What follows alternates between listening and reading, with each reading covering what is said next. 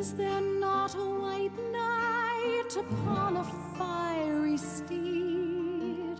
Late at night I toss and turn, and I dream of what I need. I need a hero. I shall hold out for a hero till the end of the night. I pray he be hale, winged of heel, and newly returned from the fight. I need a hero. I shall hold out for a hero till the morning light. He must be assured, ere true to his word, with a wit that will thrill and excite, thrill and excite.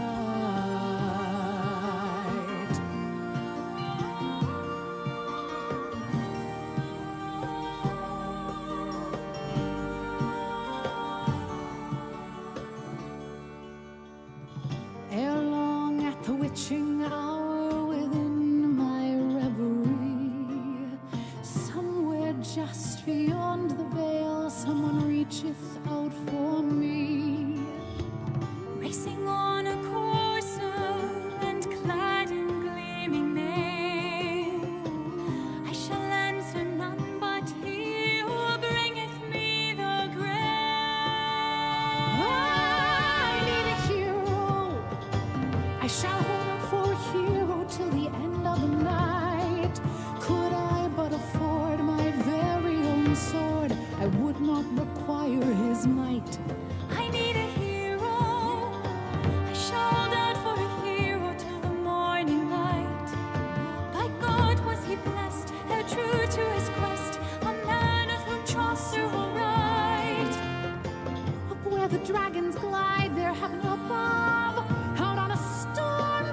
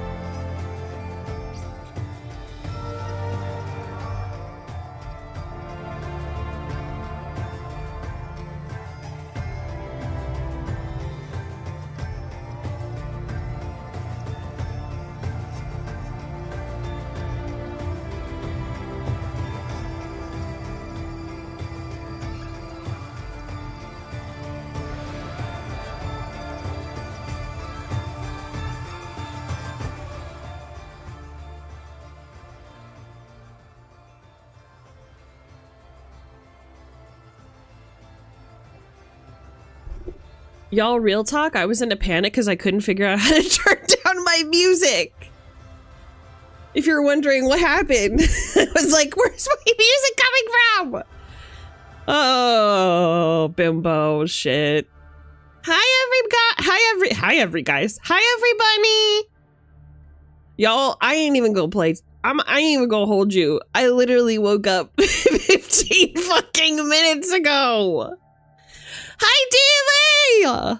Did you have a good birthday? Yes, I had a wonderful birthday. I'm sorry that you missed it, and thank you for signing my card. Twins, could you post your card art in my Discord, porfa, please? Because I'm just gonna rip it directly from there to add to my schedule. Y'all, I'ma throw at you a little girly hack. So as you know, I've been in my like beauty and positivity era. Hi, Silver!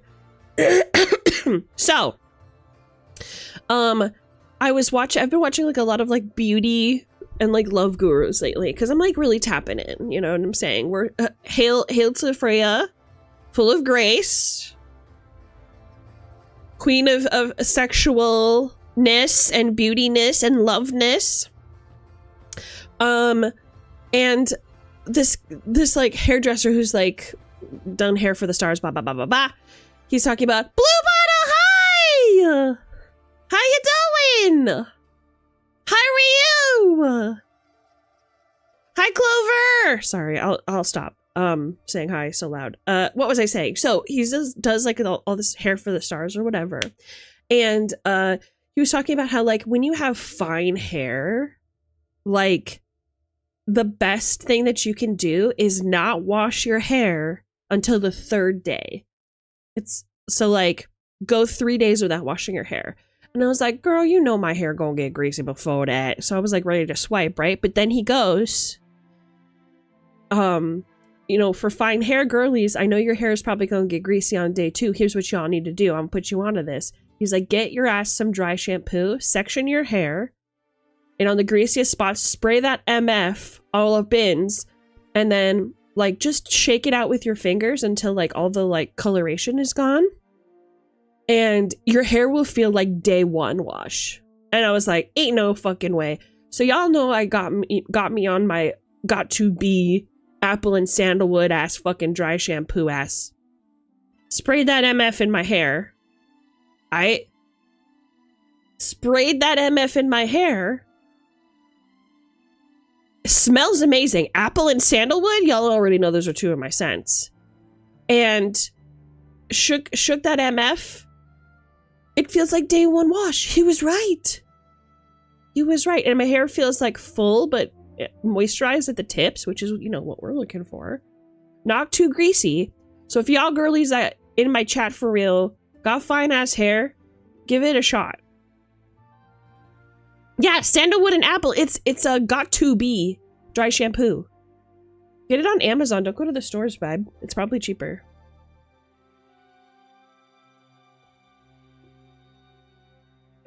You love dry shampoo? See? Dealy knows what's poppin'. Dealy, are you a fine hair girly? Hold on, I'm gonna change the stage RQ. Let's go to the guild board today. You guys on with that? Oh, I guess I'm just like really far away or whatever. Smiley face. I guess I'm just like really far away or whatever. No, nope. Still figuring things out.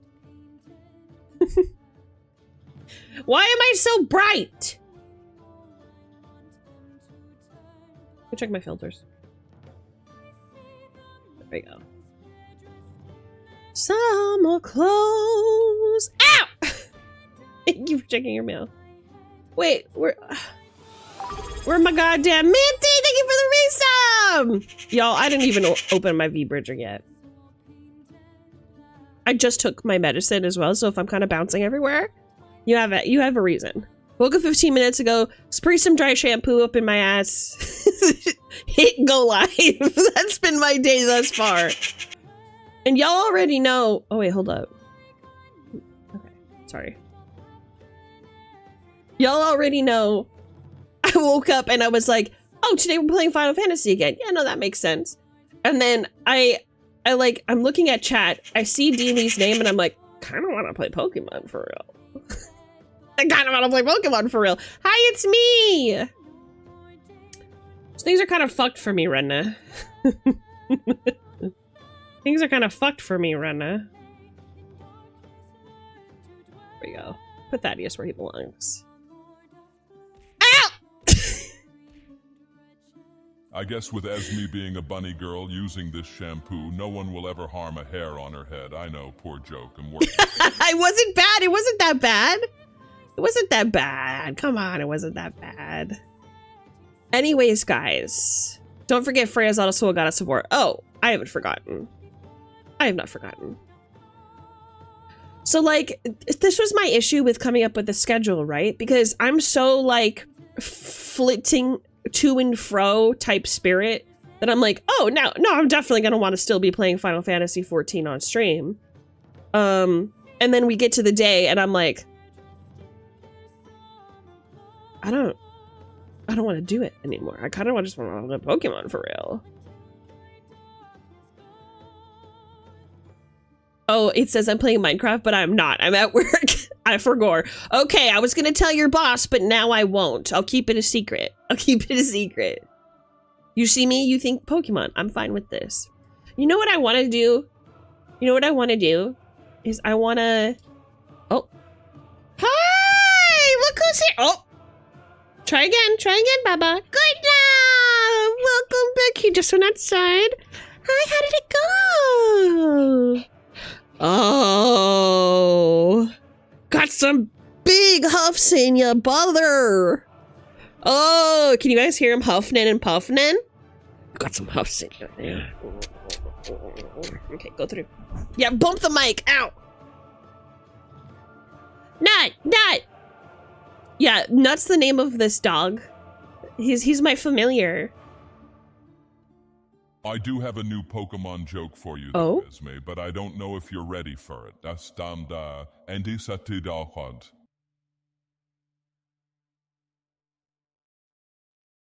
Are you trying to teach me Old Valyrian or something? What's going on with you, Thaddeus? You guys hear that shit? Why does he keep doing that?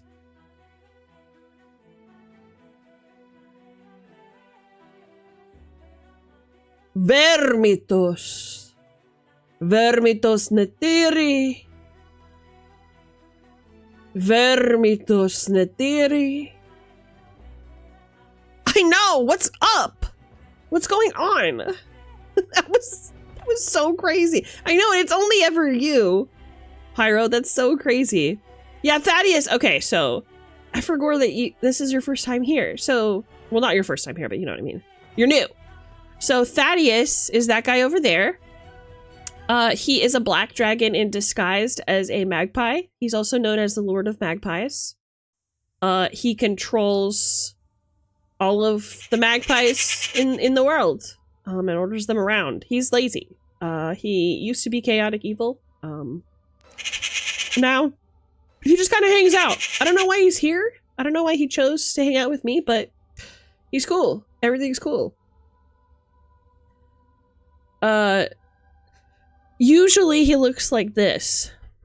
Usually he looks like this. Y'all finna get down, RQ. Y'all finna get down, RQ?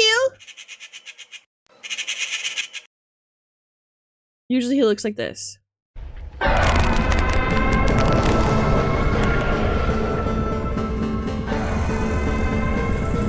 He's supposed to disappear, but I guess he wants to hang out.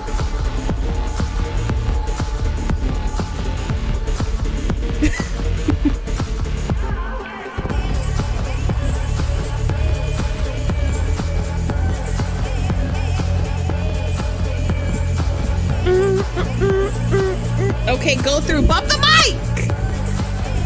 You stinker! Jeez, the ways.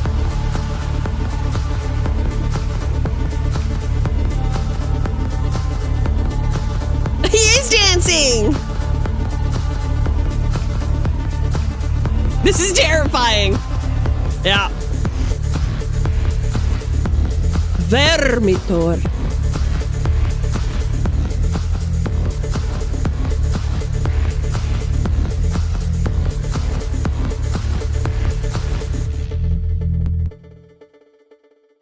So there you have it. There you have it.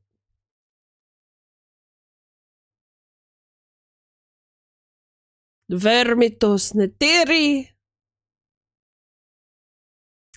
Y'all, I ain't gonna hold you. I've been watching a lot of Game of Thrones lore for some reason. Never watched the show. But like the lore is so interesting. Asked me, Oh. without botching the TTS again, can you do another roast on Esme? Another roast? Fine. Esme's gameplay has the tactical precision of a union-mandated sister queue at peak hour. Everybody's moving, nobody knows why, and somehow the floor's still wet. You know, Chaotic. Even the Labracadabra door would ask for a respect. Still, annoyingly entertaining. thank you. Maybe that's why he's here. Oh, well, without botching the TTS. Why does he keep doing that? Thank you for the roast, Thaddeus. Thank you for the roast. I'm sorry if you think that I just, like, piss on the floor or whatever. Shooby! Shooby dooby doo. Where are you?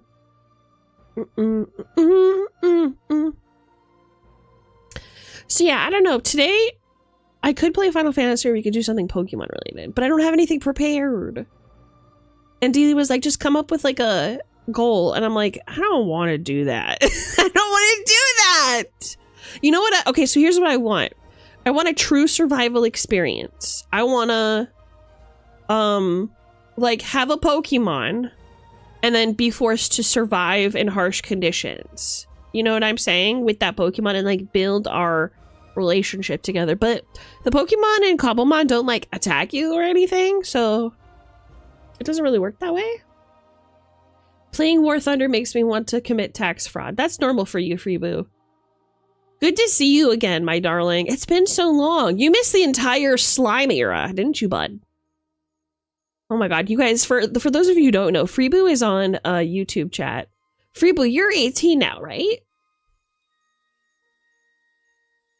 Freeboo is an old head. Freeboo was one of my very first viewers.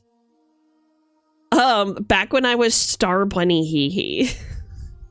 Back when I was a completely different life. And he made his way back to me, and I'm just so honored. He's a silly guy. He really loves War Thunder. He's not a femboy that I know of. Did that change for you? You said a lot of changes happened last year. Is that what changed? Are you a femboy now?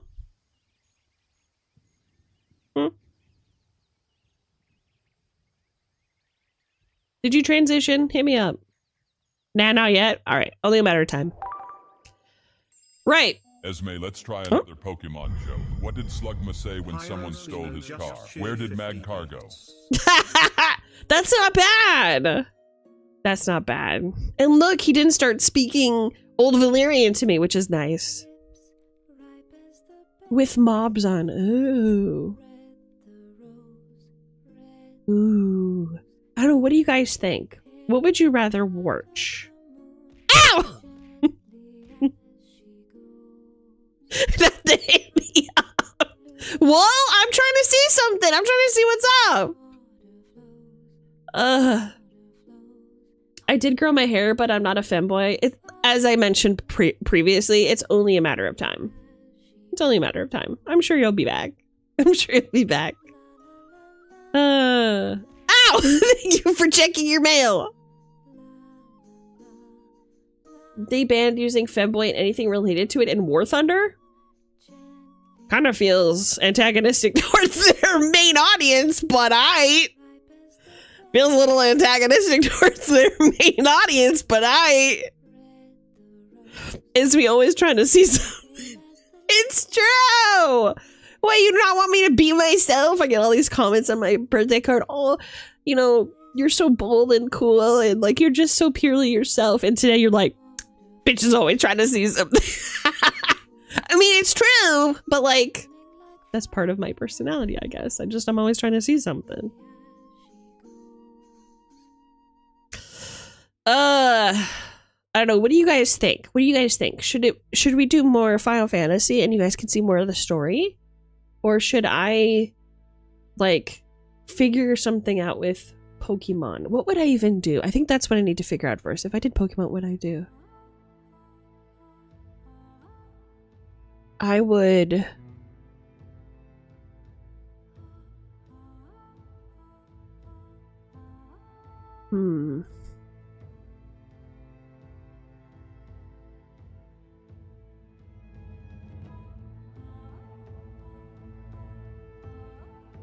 I missed the reaction for my message. I was at the bank where it has poor reception, and by the time I literally just got a signal, you literally just ended mine. Don't worry, I'm gonna clip everybody's.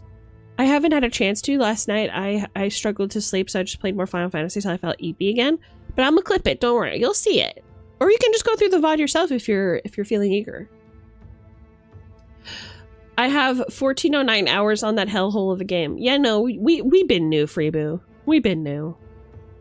Yo, it's crazy that Argus isn't here. It's crazy that Argus isn't here because he's gonna see your name and flip out. How late did you end up staying, Missy? Frankly, that's none of your business. Frankly, that's none of your business. You know what? Ladies are allowed to keep some secrets, you know? Some things have to remain a mystery. You know, I can't just be so open with my personal life. Shall we bet on it? About how late I ended up staying up? Please do not do that. Miyamoto begging for people to stop drawing hentai pictures of Mario and Luigi fucking. Please do not do that.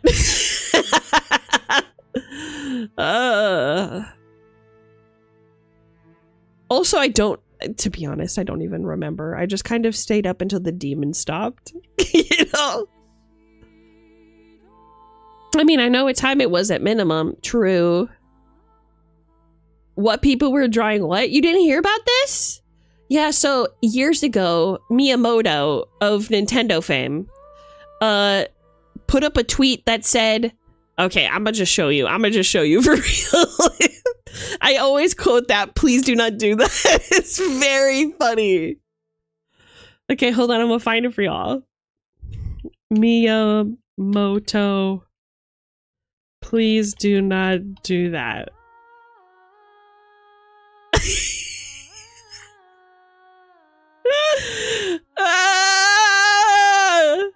No, it's still up. It's from December 2016. Hold on. I'm inhaling apple and sandalwood fumes. Bear with me.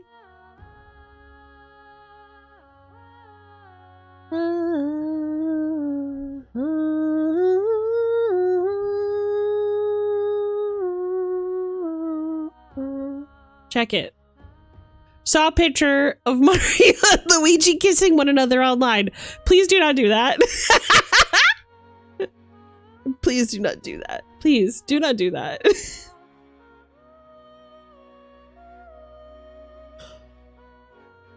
This is my favorite tweet.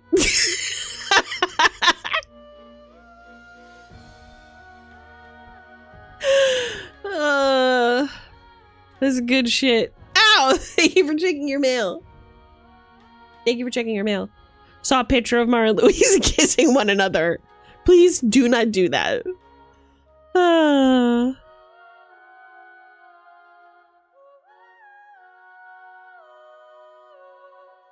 don't know. Like, here's the thing. This is the best part about this tweet. It's like, okay, is he saying he's non-LGBTQIA? Or is he just like using his God-given right as the creator to say, please don't ship my characters? Or is he just like, you know, is he taking a stand against sexuality on the internet? Like, what does this mean? It could be anything. Is this his first day on the internet? I'm gonna put this on you, RQ. I have a feeling that, so here's my theory. While I eat my lunch, my little lunch, I have a theory that people on the internet, like big celebrities, don't spend a lot of time on the internet, actually.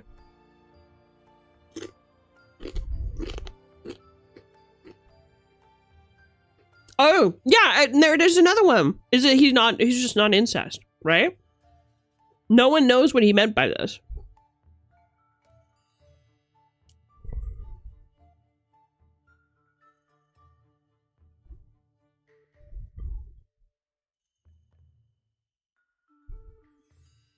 You know?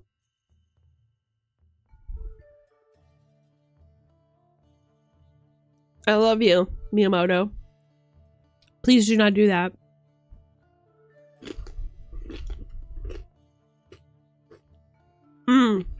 You know what?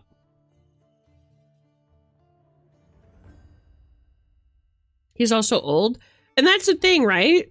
Old people just be like that.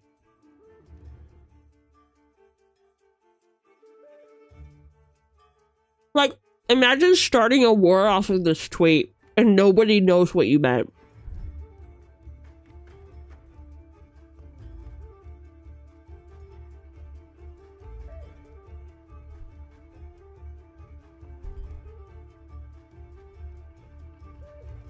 Saw a picture of Mario and Luigi kissing one another online. Please do not do that. Is he saying don't, like, you guys, you shouldn't kiss online? What is he saying?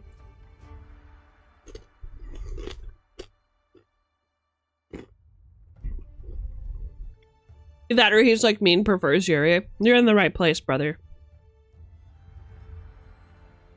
Weren't they also upset about Bowsette? Who wasn't upset about Bowsette?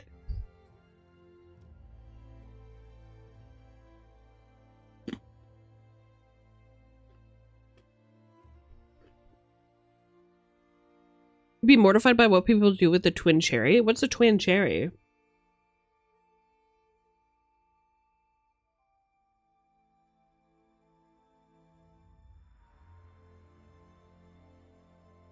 Yeah, please keep the brothers' love a secret. And there's another translation, right? There's so much.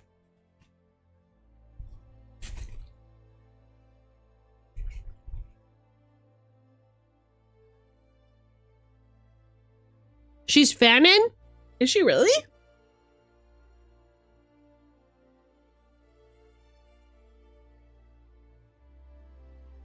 Anyway, I always reference this tweet because it's my favorite. Please do not do that.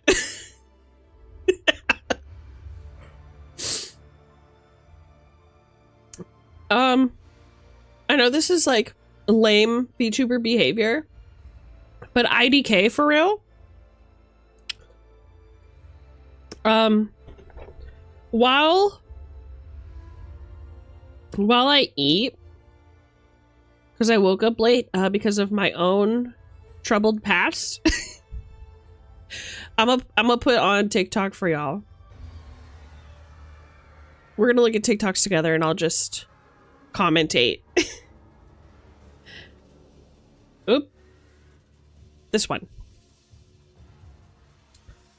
Okay, hold on. Change the category to doom scrolling. For real. So true. Okay, get out of studio. Oh my god. I have 830 views on my newest short. I have never gotten so many. That's awesome. How did the Targaryens discover Dragonstone? It was What? actually their fellow. Oh, this is TikTok. I was like, where's it coming from? My favorite tweet is the War Thunder account begging not to send classified military documents. Oh yeah. Oh yeah. War Thunder, just don't they? Know much about TikTok. To me, it's the sound a clock makes. You're not wrong. Okay, let's look at my faves while I eat.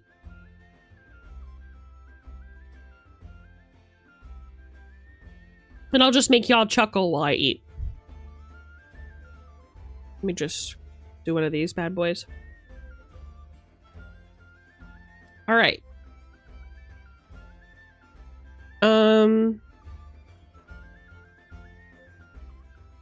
I had a picture in my mind, but it kind of evolved as I went along. I love this guy. Looking at it, I don't think there was a whole lot of planning went into it. I just started framing up the floor, and then I'd scoot it out, put some barrels under it. It's got 63 barrels underneath of it. Barrels. And I just kept adding to it. Just put a roof over the whole thing and then put a little house right in the middle of it. And after I got done with it, why, it just looked like them old-timey shanty boats that back during the Depression people had and would build out of nothing. When they didn't have nothing, they put them on the Ohio River and stuff, and it just looked like a river shanty, so that's what I called it, the shanty boat. Total freedom. You can live off of it. I love him. Look at him.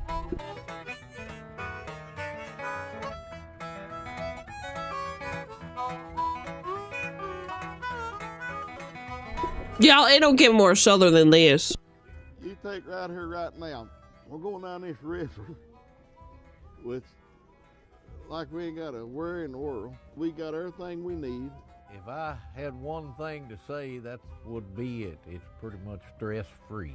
I'd like to take the whole world down through here. Pull my finger. I ain't gonna do I had Pull my finger. mind, but it kind of evolved as I went. Nothing's cooler than a couple of old guys on a damn river. Burrows. There was a whole lot I of love him. Love him.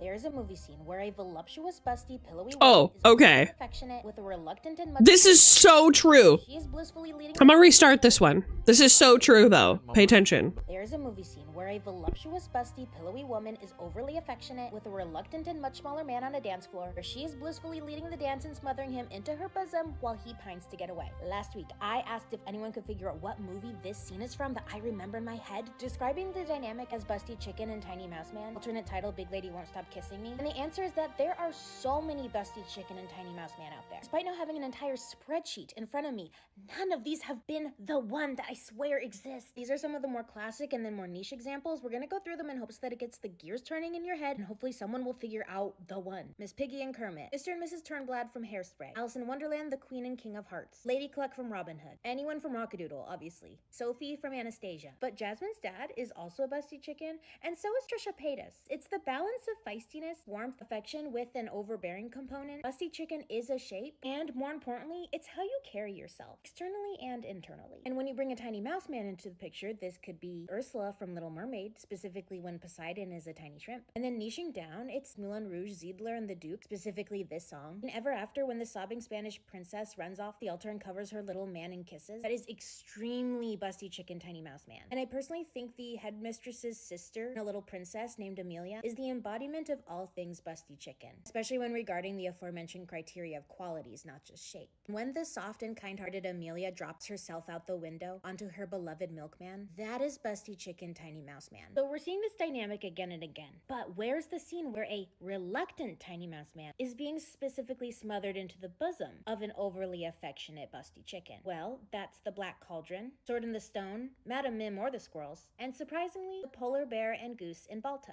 More specifically though, on a dance floor. Mickey's Christmas Carol and Mickey's Once Upon a Christmas. There's also this Disney scene of Clara and Donald Duck. But it needs both. It needs the dance floor and the bosom smother, like in Little Nemo Adventures in Slumberland. But this isn't it. I've never even seen this. What is happening? There's a movie scene where a voluptuous, busty, pillowy woman is overly... Okay. Where did this theming go? Am I wrong? Like, you don't see this anymore. It was so prominent in the 90s and, like, before. But nowadays, it's like, y'all don't want to show me the fat chicks winning for real. You know what I mean?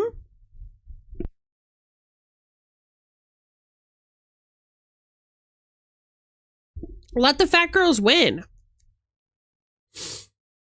Yeah, I thought that she was talking about Robin Hood as well, but she shows Madam Cluck or whatever her name is, and she says it's not her. Busty Chicken, Little Mouse Man. I love that. I love that. Busty Chicken, Little Mouse Man. So, like, this little mouse man is so reluctant. Please leave me alone, beautiful busty chicken who's warm and soft. Oh no, I could possibly. And she's like, I love you. You're not going anywhere. Like, what happened? What happened? I miss you. Maybe it's all the anime. Ooh, Western or Eastern influences in our Western anime. You know what I mean? All these goddamn Eastern influences that are Western anime. I'm talking about you.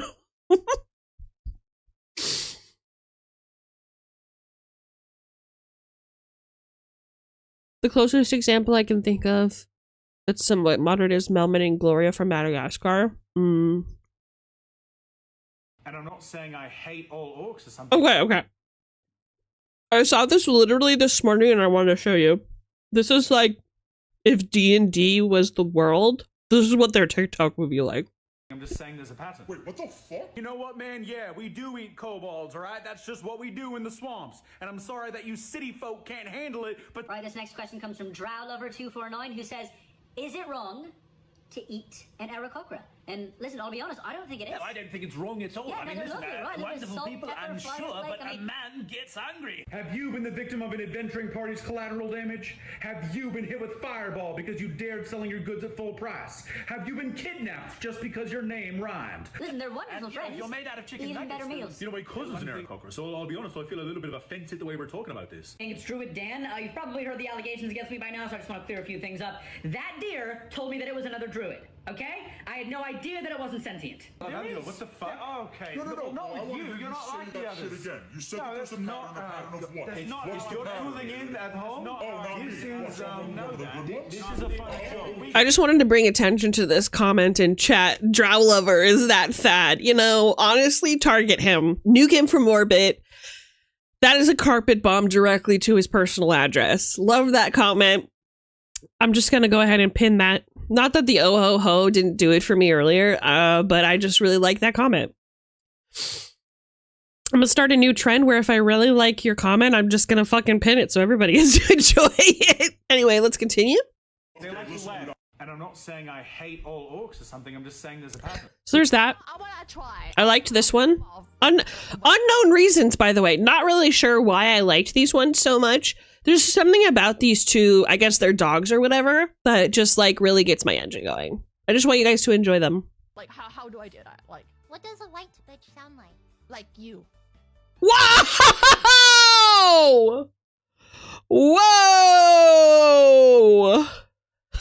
Okay, Ruru. All right, take her down a peg, Ruru. That's your friend. That's your friend.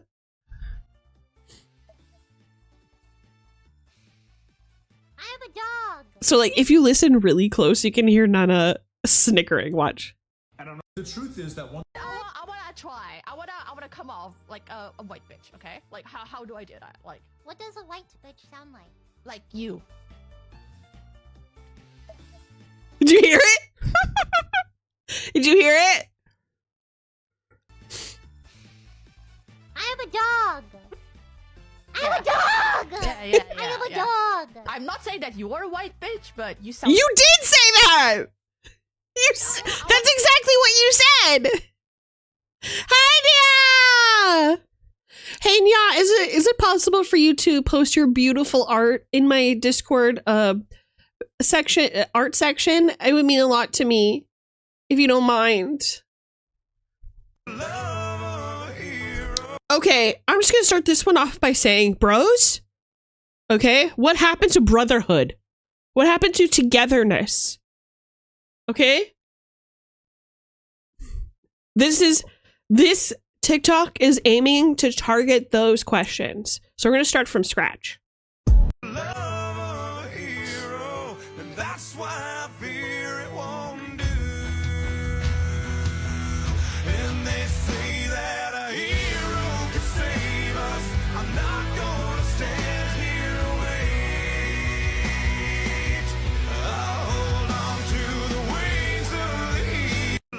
I could cry. I could cry.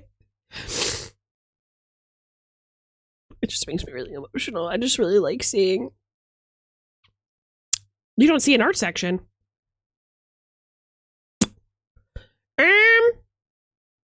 It should be like the fan art section. Hold on, let me check. Oh, thank you for the reminder. Hey, Super Bane! Twins, Shubi, I need you guys to choose, actually,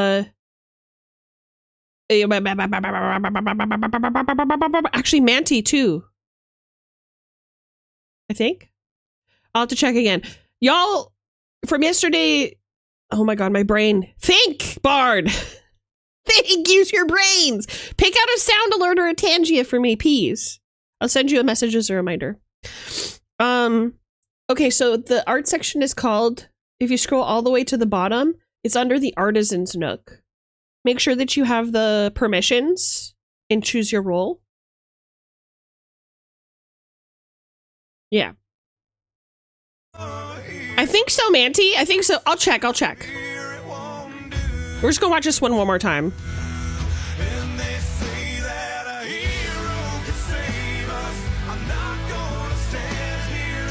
Boys in the guild, I need you guys to support each other like this for real. Please support each other. You know, give each other your panties if your hair is hanging in your face. It's okay. You can't ask Arcus. He's not in chat, right? You can't ask Arcus. He doesn't wear any panties. Okay, Shubi. Thank you. We don't use Tangia. Oh, you don't have to do Tangia. It can just be sound alerts, and you can even create your own alerts to add to sound alerts. So don't worry about that. Me putting up Argus's hair in a bun. Okay, yeah, it would have to be that way around because you wear panties. He does not. There's no panties under those flaps. He's not here to defend himself, so I'm making the call. I posted mine and Big Happy's art in the fan art thread. Okay, perfect. I mean, I'd never use panties, but I do have an extra hair tie or two. Do you have long hair, Silver? Donna, what should I get you for Christmas? Again, there's just something so beautiful and charming about these two. So I just kind of, like, I followed them. And I think that you guys should follow them, too. I would like you to sing to me a Christmas carol. What? Wait. She's blushing. What about something physical? Okay, I want to physically hear you sing me a Christmas carol. Wait. Okay. You didn't specify, so it could be in private. Yeah, it could be. It could be in private. You guys don't get to hear it. Sitting in a chair. You guys don't get to hear it. Christmas carol to me. I love them. I love them, SM. I love them, SM. First of all, can I pop off on some people for Okay. All right. So this is something that I'm very passionate about. He is so on the money about this. I'm gonna let you hear his message before I go crazy. Your story about that person saying that to be grounded is a poor man's truthful. If you are around people that keep talking about grounded and groundedness and make it more grounded, you're talking to someone who directs Geico commercials. You're talking to people that tell comedians to throw it away. These people are vampires. They are energy vampires. They're human ChatGPT. You need to dispose of them. They are AI. They are Don't living. Trust them. They're T1000. T1000. Their souls were binary long before Sam Altman came along, and I have no patience nor respect for these people. I had a very goofy style, and I got feedback that I was too over the top. Part of the reason, and Izzy got the same feedback, which is part of why we started bigger, was we were like, oh, are we a little over the top? Are we a little extra? Got it. Yeah, and celebrating that, right? Because Totally. it's so easy for people in power who have sort of like, I don't know, status as proof of their, successfulness, Like these people that are like the heads of theaters, like in charge of booking shows, casting you in things, telling you like, you're too much, you need to tone it down. It's so easy to be like, heard, I'm going to dull myself. I'm gonna like kill a little part of myself that ignites this fire. And it takes a lot of balls to be like, I heard, and you know what, respectfully. Fuck you. Yeah. Okay, so let's talk about that. As somebody with a big personality, somebody who has been told like a lot to tone it down, or like I'm too much, or like whatever. Oh my God, this is so true. It's like, okay, so you're just not their cup of tea. I'm never going to, unfortunately, be a person, a DM, a comedian, an entertainer who is grounded. Girl, I can't even come up with a schedule every week without panicking and thinking I'm letting people down because it's probably going to change. Like, honestly, okay, so here's the deal. This is something that God, Brennan's just so great in so many ways. And I hate to be another Brennan Lee Mulligan dick sucker, but here we are, open up the pit. I guess all I'm saying is, like, for all of y'all loudmouths out there like me, don't tone it down. Just keep being yourself. If there's anything I have to say, because there is an audience out there who loves the extreme, who loves the loudness, who loves the humor, who loves the goof, and you just need to bring it. You just need to bring it. And it's not for everybody, and that's okay. When he's right, he's right. I'm saying. And he walks the walk, yes. Also, another note I want to just make really quick about Brennan. I love that he knows that he's a talker. And he will fill up dead silence, 100% of the time, unless the person he's with needs to talk or wants to talk. Then he shuts the fuck up until they're done and he's ready to hop in. There's something so special about Brennan Lee Mulligan because he is a listener and he knows that he is there as support. He's not there to dominate. And I love that. I read something, I think it was like in a TikTok, or it was like a tweet or something like that, talking about Brennan Lee Mulligan, where they were saying, like, they were playing a game with him and they were all playing dragons, and it was like a PvP thing, and he was a brass dragon, and he had put like one other player to sleep in this game, and he knew that if he accidentally hit that guy, or if he hit that guy, that guy would wake up. But it was another player, not an NPC. So like he slyly like did like a big tail whip with his tail and like hit a bunch of people and hit that player. So the player woke up so that they could participate. Do you know what I'm saying? Like, this is the way it should be. It's not like, oh God. Sometimes I feel really guilty because I feel like it's so easy to fall into the pit of Dungeons and Dragons is a PvP game, and it's so not. It is about teamwork. It is about teamwork. I have a bunch of like D&D player or DM red flags that I would love to talk about sometime. And one of my red flags for real is just somebody who talks about like how powerful they want to be and all the killing that they want to do. That's a fucking red flag. Like, I have run into exactly 2 players in my life, and one of them is in my existing tabletop, by the way. Not a fan of this person's gameplay. But they're new, so, well, actually, no, here's the thing. Both of them are brand new to D&D. Anyway, both of them made characters specifically to do as much damage and, like, OP nuking power as possible. And all they ever like talk about wanting to do is like hurting people or like fighting people or like looting and killing. And I'm like, yo, this is not my fantasy. We are playing 2 different games. And no matter how, here's my answer, red flag. No matter how much you talk to that person and say, this is not the game where you do that. We are playing heroes. We're playing big damn heroes, right? They're not going to get it. They're always going to avoid any emotional confrontation with their party. They're always going to avoid anything that has a story beat in it. They have no intention or interest in growing as a character. All that they want to do is kill everything and get the golden XP that it has inside of its body. You can't convince those people. There are no story beats that you can do. There's no special treatment you can give them. They will not learn. They don't want to. So if you have somebody who says, I would love to play D&D, this is my fantasy, no. You cannot sit at my table. You will not sit at my table. But that's what my character would do. Well, your character is shit. Yeah, but that's the thing. It's not the character, right? And I know that that's part of the joke of, well, that's what my character would do. But we all know that it's not the character. It's that guy. It's the player. Even if they re-rolled from a rogue to a cleric, it's the same guy. This is the guy that's going to bludgeon to death a goblin child without thinking of the consequences just because that's the way that they play.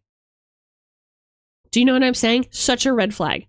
And I want to read Shubi's message. Okay, I'll keep continuing to make people need hearing aids before the age of 50. Yes. This is the way.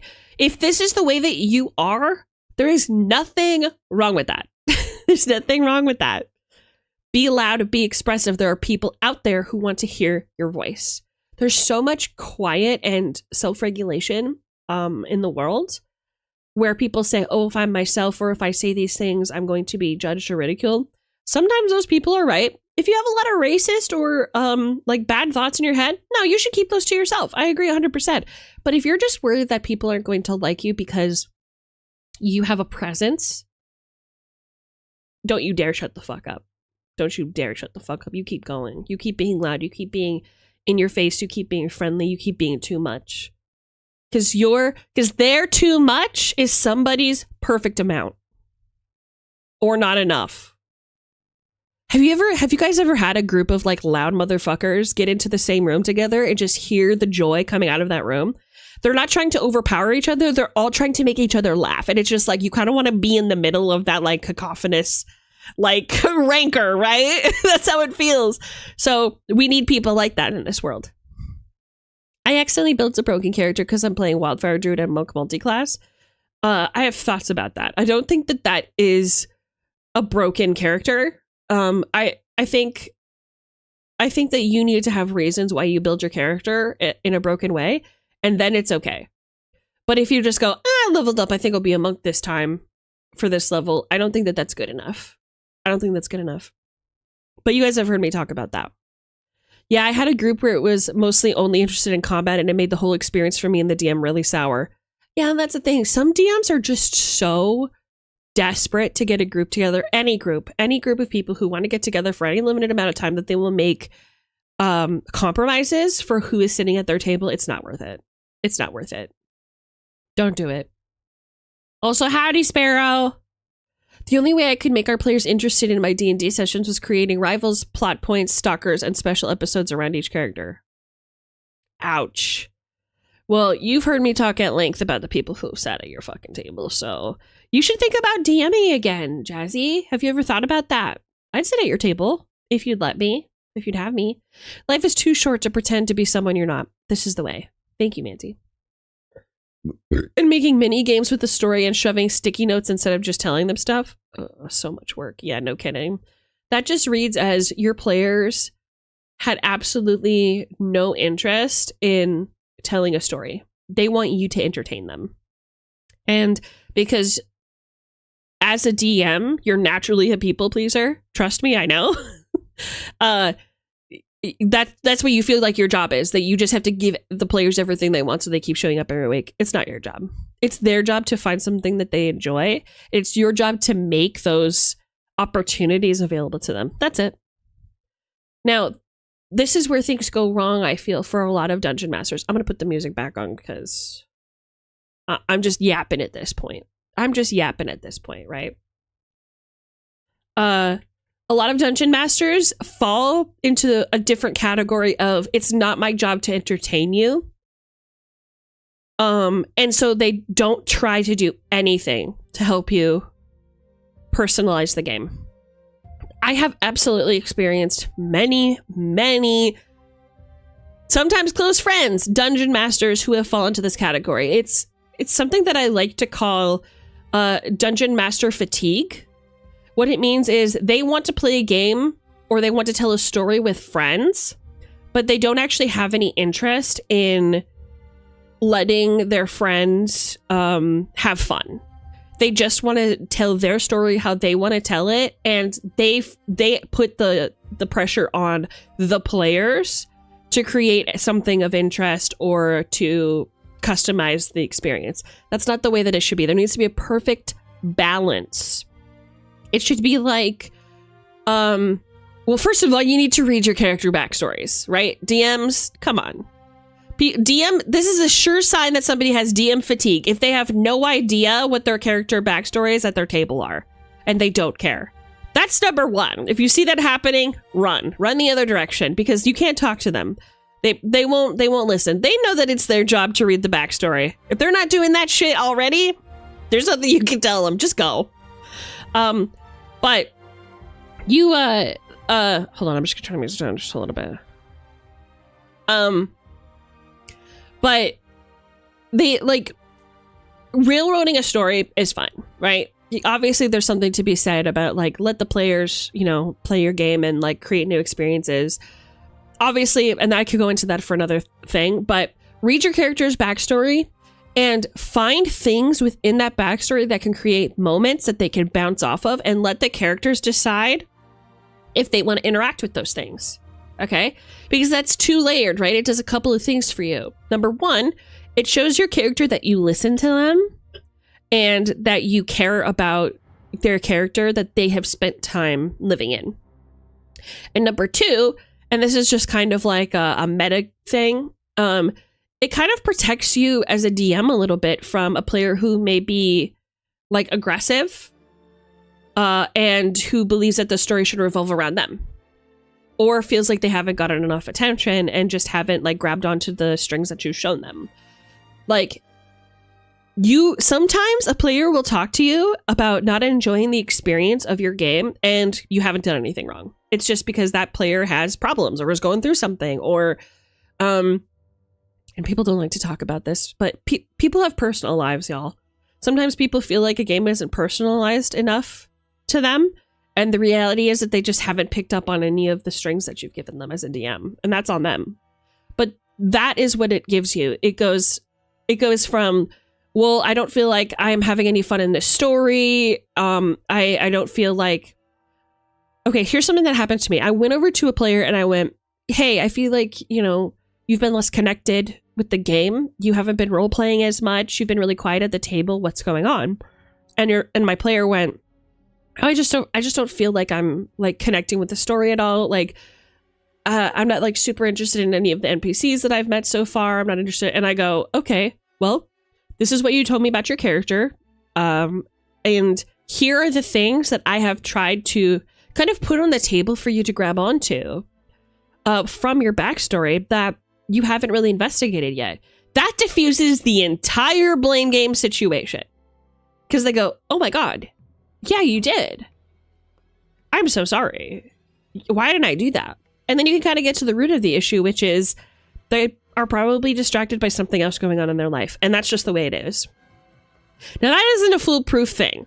Sometimes it'll still go into escalation mode of, oh, well, you didn't make those strings obvious enough, or I didn't know that was for me, blah, blah, blah, blah, blah, blah.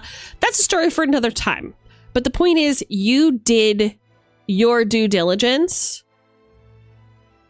and they have to kind of bow to that, right? I made a chase mini game where if they frogged it, they'd fall behind and they'd get caught by an enemy, basically random encounter. Oh, that sounds really fun. You know what? Here's what I'm going to say. If anybody sitting at your table, including the DM, is not in it for two things. One, teamwork. Two, have fun or make fun. Make it fun for other people, not just for yourself. You got to get out of there, brother. You got to get out of there. They don't know what the fuck they're talking about. You can't trust them. Move. Leave. Just get out. Well, there's a difference between making a broken character and being an edgelord murder hobo. This is the way. Silver has the right of it. Also, I made a whole frog and carnival for those fuckers. I love carnivals. Jazzy puts in the work, and she has people in her life who don't appreciate her. And it makes me very mad. Makes me very mad. He's a monk because he finds himself finding peace with his powers and his past mistakes through the methodology of a monk's thoughts. Okay, I'm not here to judge your character. I have no inference, but I'm just saying in my game, if you went from one class to another, there would need to be at least a 3-episode training arc about it. It wouldn't be something you could decide today. I would, but my anxiety, understood. I made the story for them, yes, yeah. I sat down and wrote a story for their characters. Ouch. Ow. And that's why I'm an author. See, Silver gets it. Here's the thing. And I said something to Sparrow. I was talking to Sparrow about this the other day, actually. I really want to start a podcast with him because we get into some really cool conversations. But he's a shy boy. And one of the things that we were talking about was how if you feel like you want to tell a story and you want to share it with people and you think, oh, I'll just DM. I'll just do a TTRPG and tell the story. Be a writer instead. And the reason I say that is because something that you have to realize, something that I am still learning, regretfully. That's right. I'm not a perfect DM. I am still learning. I am not in the echelons of Brennan Lee Mulligan as of yet, or Matt Mercer. I'm just not at that level. I'm still learning, right? 25 years in the biz and I'm still learning. You have to let go. You have to be okay with letting go. Whatever you create, the world that you have built, you're releasing into the wilds and letting the people that you trust to sit at that table tell their own story in it. And you have to let them do that. So if there's a story that you want to tell, if there's characters that you want to interact with the party, that's great. But how they interact with those story beats or how they get there is their decision. It is their decision and you have to let go. I am a very tightly wound, looking at the clock, making sure everybody has their moments kind of GM. I am a soccer mom DM. At least when it comes to live performances, when we're just sitting at the table and we can take as much time as we want, I'm a lot more loose. But during performances, I would consider myself a soccer mom where I'm like, okay, next. You know what I mean? All right, everybody's having a fun. Let's keep it moving. You know what I mean? But that's part of the thing is because there's no editing and it's a performance, a live performance where I'm trying to draw people in and have people who are listening enjoy it. But it's something that I really wish that I could change is that I am a storyteller. And this is just a personal thing. It's really hard for me to trust the other storytellers at my table. So when I want to tell a story, I just go, I'm assuming that we all want to do it my way, and I just push you into that direction. But that is just something that DMs have to learn, is that it's not up to you what you do. So one of the things that I've always wanted to do is I wanted to create a tabletop game, run a tabletop game in the world of Bravestones. And have the players at my table play their characters, whoever they are in the Bravestone mythos, and run you guys through the world and how it works, how magic works, what it looks like, who are the bad guys, who are the good guys, and let you guys kind of play in it. The difficulty with that is I don't know where to start, because the current day and time of that universe is the one with Esme Silverthorn. And I have a very specific journey that I go through in my history, in my lore. And so it's going to have to be really far in the past or really far in the future. I don't know what the future looks like. That's a mystery. So, hey, you weren't doing what I planned, so we need to stop early so I can plot. I mean, you know what I'm saying? And they never asked for backstory. Ow. My blood pressure. I'm loving this so much right now. Thank you, Manti. All this is making me want to be in a campaign ran by Esme, man. First and last time I DM'd. Ooh, training arc. It's true. You would have loved Delta Green. You guys are so kind to me. I really appreciate you guys joining me at my table for the first time with Delta Green. I had a lot of fun running it for you guys. I love D&D in theory, but I don't think I could keep focused on one story for that long. I love one-shots, though. Yeah, okay, so you have the same problem that one of my really, really close friends does, which is that she, I'm just going to say it like it is. She doesn't like commitment when it comes to D&D stories. That's okay. There's nothing wrong with that. It doesn't at all help the fact that, a lot of dungeon masters go, I'm going to run this kind of game, and they don't give you like an end date. One of the tricks that I learned from this very good friend who doesn't like open commitments with Dungeons and Dragons campaigns, she would say, I want my campaign to run for X amount of sessions, because then it's easier to go, oh, okay, it's only going to be 10 sessions of this one game. Cool. And then we can start a new thing or whatever, right? Then we can decide if we want to continue or whatever. And it's almost expected that if things go in a different direction, or if you spend an entire episode shopping, that's going to go up to 11 or 12, but never more than 15. Do you know what I mean? So your whole, like, I'm good about one shots, but I don't like the D&D for that long, that makes sense to me. Like, from the day that she told me about that, that is when I decided to start capping all of my sessions. And when I ran Delta Green's Impossible Landscapes, that's exactly the first thing I told my players. It's going to be 14 sessions total, or whatever. Or I think I said 20 sessions or something like that, and then that's it. And we got halfway through that. So we're halfway through the story. We may or may not continue. Just depends on if we all want to get together for season 2 someday. But like, oh man. It's not the old days where people just have unlimited time. A lot of times nowadays, people are working 2 or 3 jobs just to pay their rent.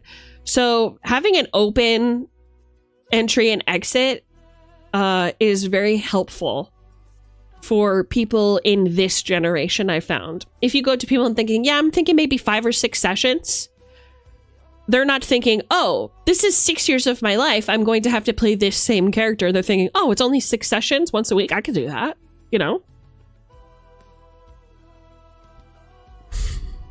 Oh, hey, Fresh Fish. Sorry, I'm behind on the comments. Thank you for coming. How you doing today, brother? I would suggest monthly sessions, maybe shorter so it doesn't lose the luster, like 3 hours and done. Ugh. So here's my issue with that. The less frequently that you run the game, the more the excitement to run the game goes away. Also, shorter sessions you think are going to be helpful, but again, you can't really put a timer on players and go, each of you has 10 minutes per RP session, because that makes the entire campaign feel mechanical. So while I completely see what you mean with this suggestion and maybe trying to come up with like a way that works for everybody or whatever, that's why I feel it wouldn't work for me personally. You're in her DMs, I'm in her lore. We're not the same. I'm saying. You thought Delta Green was amazing. Thank you. Thank you. I had a really great time. That was a really fun little... And it was like during spooky season 2, right? That campaign taught me a lot. I'm not going to lie. It was really like a look in the mirror, like reflection kind of thing of like, what am I looking for? What do I want? Who am I as a DM? Because it had been ages since I had like led a group. So it was really nice. Thank you for giving me the opportunity to do that. And I'm glad that you guys were at my table. I could not have asked for better players. In fact, we had so much fun that whenever me and Sparrow talk about running another D&D campaign, the following names usually come up. Jazz and Wozy Wapto. Me, obviously. I mean, I'm going to be included in that. If Sparrow's running the game, I mean. Swamos. And Argosy, naturally. Where is Argus? I think he slept in. Every time I hear people say like 6 hours a session, I too die inside. This is the thing. I don't know if I could run 6-hour sessions. I would like to cap it at 4 hours, and then if we go long because of the decisions that players make, okay. You know what I mean? That's not up to me. I am telling you I'm planning on running 4 hours because I've got other shit to do. But if you guys keep role-playing, okay, that means you're having a good time. We could just keep being a lesbian. Whoa! I'm not ready for you yet, lesbian. That's just how I feel about it. I like D&D quite a bit, but I also feel like my DM runs it similar to how you just talked about. Which way? I've been talking a long time and I'm behind on comments. Sorry. Not good. My power went out twice during stream, so I had to end it. Oh, I'm sorry to hear that. Are you doing okay? Do you mind if I ask what state you're in? Is it Texas? Because I know Texas has a lot of power issues. Yeah, I can't handle too many long sessions. I think I need ADHD meds. It's okay. It's okay. I understand. The more it's like a table filled of storytellers that bounce energy off of each other while still sticking to the main plot. Also, we've had too many pets and things going on, so it's hard to focus. Yeah, 100%. That's the way I'd prefer it too. It's like 3 to 4 hours, but never cut off an RP session. I feel somehow called out. Silly. Lamau. Hey, Yusigi on YouTube. What's up, dude? How you doing? Most of our power issues are in winter. Ew. Yeah, I'm fine. No, I'm in Jersey, and it was just my room and kitchen when the power went out. You mean your room and kitchen? Sorry, I hope I heard that right. And in really hot summers, and when it's windy, and when let me guess, are you in Texas as well? We got a lot of Texas viewers. Y'all neurodivergent gay queer asses in Texas really popping up into my channel. I'm really loving it. Keep it coming. Also just finished shaving my face. Hell yeah, shave mine next. I'm doing good. I finally hit 100 subs. Let's go, Yusiki. That's awesome. How you feeling? The rest of the house was fine. My room and kitchen. Got it. There are apparently quite a few of us. This is the way. Keep it coming, Texas. Keep it coming, Texas. I just have a feeling that if we had an Esme Silverthorne Ren Fair style meetup in Texas, I would be able to get most of you there. Most of y'all would be able to like cross the street and come see me or whatever. You know what I'm saying? I am. I love it and hate it here. You know what they say is that Austin, Texas is pretty weird and crazy. How much does Austin differ from Houston? Texans, sound off. I'd show up in my kilt. You have a kilt? You're fuzzy, you have a kilt and you haven't shown me? The fuck is your problem? I thought we were friends. Jesus. Apparently the kitchen breaker is connected to my room. Ass and butt. I'm sorry to hear that. I want to move to Austin. Hell yeah. What makes you want to move to Austin? Cross the street. Ma'am, it takes 8 hours to go from one part of the state. I forget about this. I forget how big Texas is. I forget about that. You say when and I'll show you. When? You have me on Discord. I'm a little confused. I'm a little confused and hurt. Honestly, I'm hurt. Anyway, anybody talks about Dungeons and Dragons and it's going to be like 45 minutes of me yapping, and that's what you guys got. What did Dealey say? I haven't been to Austin, but a couple times. It's pretty queer friendly. Okay, so Austin is the capital of Texas, is what I'm hearing. That's where we live. Houston is muggy. Houston is muggy. I will say, I've been to Houston a couple times. And it's kind of hard not to love it, to be honest. Listen, they don't know how queer I am because on the surface, I just look like a normal girl. For the most part. You're my favorite LBGT streamer, Thaddeus. In this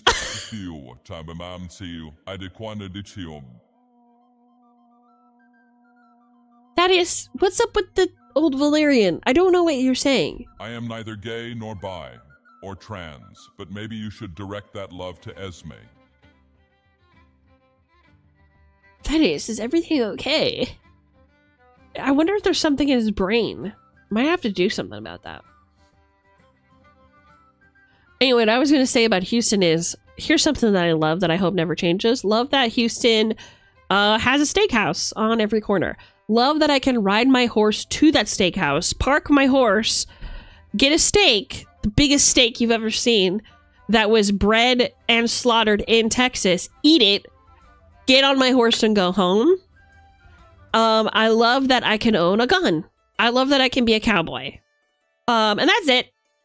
If they kept all that stuff, plus I was allowed to be gay or whatever, and they fixed their grid, their power grid, I would probably be into moving to Texas. You know what I'm saying? I just feel like me moving to Texas isn't going to make it as gay as I need it to be to live in Texas. Do you know what I'm saying? Like, how do I be femme queer? Oh wait, hold on. I missed what Daly said. I have to scroll up. How do I be femme queer? You guys are talking too much. I'm trying to see what Daly said. How do I be femme queer and still come across that way? 100%, right? So I've learned being femme and being like attracted to women. Like we have to have a special code. You know what I'm saying? It's a special code. That horse you had parked, is it a Mustang? Har har har. I wish. Honestly, I would love a Mustang. Don't get me started. Don't get me started on horses. Don't get me started on horses. Would love a Mustang. Anyway, so the secret combo that I've discovered that tells people if I'm queer or not is I will just like be really friendly and like really nice, like girl stuff, right? Like, oh my God, I love your necklace. And then I will do something to initiate contact. I will be like, oh, your tag is sticking out. Is it okay if I get it? And then they'll usually say, yeah, right? Because we're talking in the bathroom because that's what women do. And then I'll like flip the tag and like make contact with the skin a little bit. And it's like, oh my God, is she gay? Yes, bitch, I am! Ask me for my phone number! You know, and then you close the distance a little bit, you know? And then if I'm feeling bold, and I'm always feeling bold, I'll go, so... wanna fuck in the bathroom? No, I'm just kidding. No, I'll just make a comment about like we'll get into like how difficult it is to be a woman, and I'll get into like the political like aspect of the world. I'll be like, oh my God, yeah, don't even get me started how hard it is to be a woman and love women, like be queer in Texas. And then I'll make eye contact and sweat a little. Like I'll see what kind of the vibe is. You know what I mean? Like, I'll wave the first flag. I have no problems doing that. Because here's the thing. If you're anti-queer and I read the room wrong, it's never happened to me, but maybe it'll happen in the girls' bathroom. I don't know. Then they will go, yeah, haha, and then they'll just leave. Because I'm in the dominant position. I own you. I don't step down for nobody. Okay? I have already waved the LGBTQIA plus flag in your face. The only thing you can do is step back. If you don't like it, if you're not feeling my skis, just go. Ain't nobody stopping you from leaving the girls' bathroom for real. You know what I'm saying? Ain't nothing stopping you from leaving the girls' bathroom for real. Thaddeus can be Thaddeus can be libidate. I gotta pin this message. I'm sorry, Rosie. I gotta pin this message. What does this say? Thaddeus. Hold on a minute. Thaddeus can be libidini brothers with Bambi.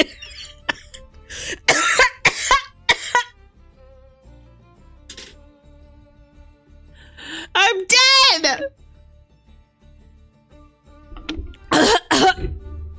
God, that's so fucking funny. Oh, I have to blow my nose. That's so funny.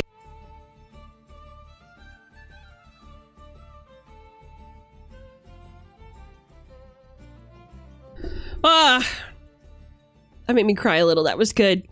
Thaddeus can be Labadney. I love you so much, Chewy. That is fucking hilarious. I have a feeling that you're probably distracted and can't type or at work or something. That's why I love this so much, because you tried. You tried to talk and chat. Thaddeus and Bambi, let's go. Yes, exactly. You know, I was hesitant to send that message, but somehow it worked out. This is the way. Yes, we love Texas Ren Fair. I'm on my way. True, but Bambus has no brain anymore. True. Lobotomy. What? Thaddeus can be You would say lobotomy. That's so good. Practice your yeehaw. I shall. Yeah, once I make enough money to move to Texas. Wait, where are you now? Let me guess. Virginia, Missouri, Delaware, or one of the Dakotas. Tell me if I was right. I wish I could actively transition where I live, but given the fact that in my county there's a bounty against trans folks using the bathroom of their reassigned sex, I don't want to go through that. Understood. And I'm so sorry you're going through that. I can't drive small cars like Mustangs. I need an SUV. I had a Chevrolet Cobalt and I had trouble getting in and out of the car, given I'm 6 feet tall. I understand. I too am 6 feet tall. Girl, I need to not seduce them. I'm married. I just want to flirt or make queer friends. We've all seen what you're capable of, Dealey. You know that we're wives, don't you? You know that we're wives. We've all seen what lies beneath the surface. I know the truth. We're making lesbian girl bracelets together. I'm not falling for your skis. I just want to be friends. Sure. And then you slip a ring on my finger, and I'm like, see? And also, being a queer woman, it's kind of tough, right? Because not only is it hard to find each other and like give off the right signals, but we all know there's no point A, B, C, D for lesbians. It's literally just point A and then you're married and you have 3 adopted beautiful cat kids. And that there's no in between.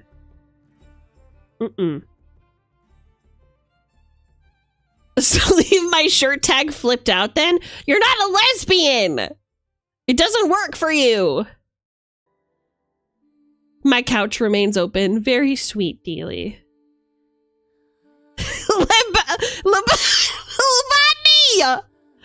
Labani! What did Shub say? I'm at work and can't take the time to type. Oh, that's so cute. You're using speech to text. This isn't, I'm sorry. I hope this isn't coming off of patronizing. Labani is my new favorite word. Labani! Any Labanis in chat? I gotta go get Sibs. What's Sibs? I hope Sibs is good. Enjoy your lurk! That's what he meant? Oh. I want to go to Renfrew so bad. Same. Georgia here. That's right, you are in Georgia. You're in New Jersey. Wait, you already said that. I'm sorry. I'm like genuinely bouncing off the world. Exactly, baby girl. I can't cheat on you. Yeah. That's right. No, you can't. That's right. You're my woman. Weirdly enough, most of the lesbians I actively know are dog people. Yeah. Yeah, Southern State lesbians tend to be dog people more than cat people. I think the more East Coast lesbian that you get, the more cat people that we get. You know what I'm saying? If you ever visit Houston, you legally have to let me know. It's not going to be for at least 5 more years. Sibs siblings. Oh, got it. I'm feeling Labani today. See? Labani! Apologize for that. You have described yourself as unapologetically woke. I am. I'm a left-wing dyke. And I love it. This is me in 50 years, just so you know. I love being a lesbian. I'm not going to apologize for that. I love being a lesbian. I'm not going to apologize for that. Sigh, long-distance lesbian lovers. I'll miss you from here. Don't worry. You'll come to Scotland. We'll abandon our husbands to go jump in the Tay or whatever, and then we will live happily ever after. This is the way.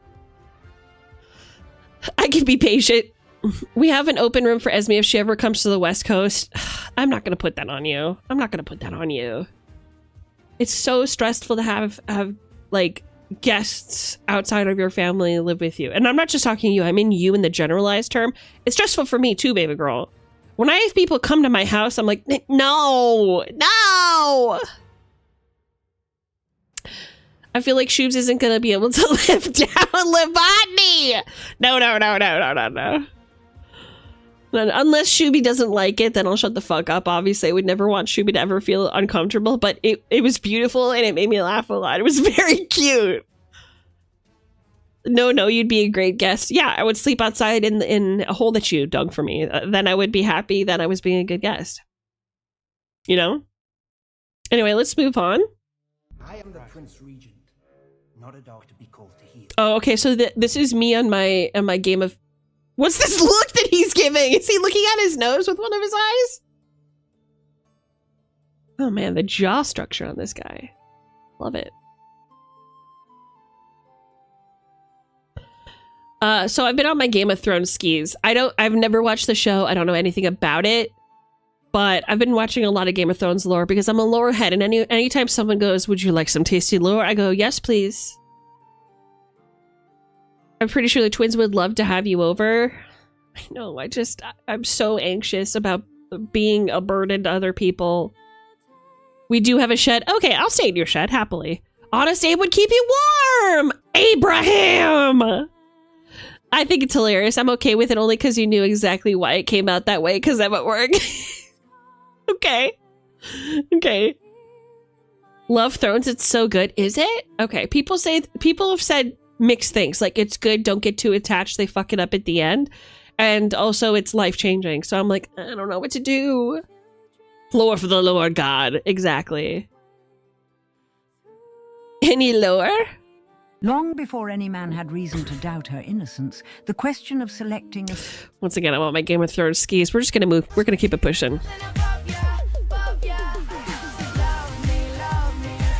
I saved this because I want to know how to do my bangs like this.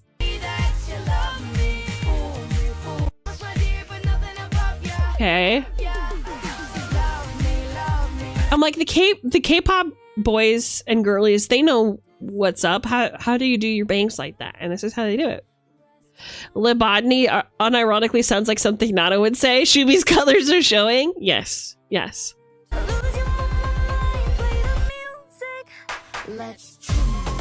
Beautiful. And now you guys know how to do your bangs. You're welcome. A raven has told Rhaenyra that her son is dead. She needs to know it for certain. She was a fool to go alone. What if Aemond were to happen upon her? Then I would pity Aemond. The Queen was wise to recuse her. She's not acted on the vengeful impulse that others might have. If you'd have acted when you had the chance, Aegon's line would be extinguished. And Luke would be alive. Oh my god, so true. See what I mean? It's like jumping in the middle of like family drama that you have no inference for. I'm just like, oh my god. Yeah. Why didn't you do anything about Luke? You know what I'm saying? I don't know who that is. I have no skin in the game. I want to know more. What did you do to Luke? You know what I mean? Esme, if you ever come to Atlanta, I will personally treat you to the Georgia Aquarium, the largest in the world, with 2 floors of amazing sights, a big dolphin theater, a sea lion theater, and more. There's even an animal up close learning encounters you can do. I want to do that. I'll go with you. I'll let you know if I'm ever in the area and we'll go to the aquarium. That sounds great. All right, I know. Okay, you guys, stop asking. Okay, I know how much you have wanted to know about Rhaena Targaryen, so let's just see what's up. Full tragic life of Rhaena Targaryen.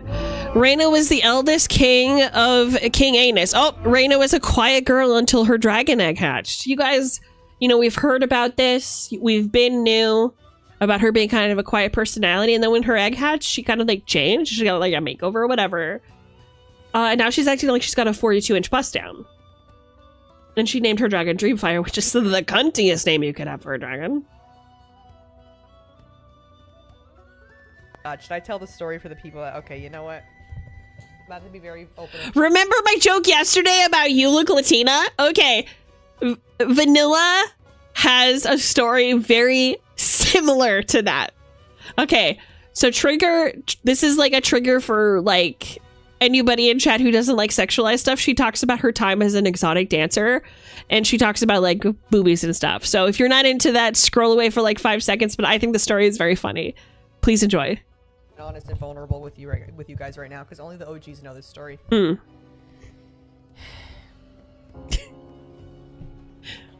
Get comfortable, baby girl. Put them legs up for real.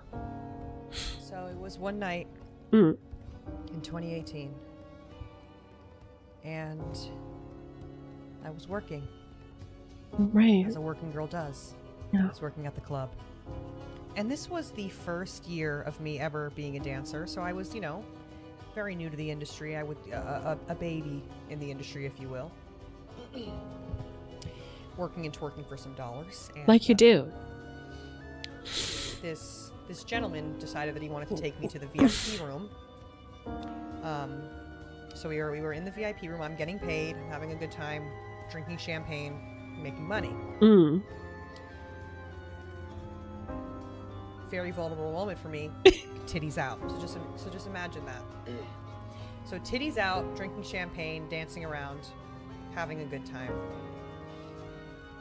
All of a sudden, this man looks at me, right in my eyes. Right.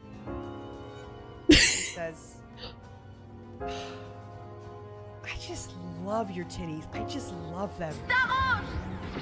Why now? Just Why right now? Bad timing. I just love your titties. I just love them. They're just like orangutan titties. God.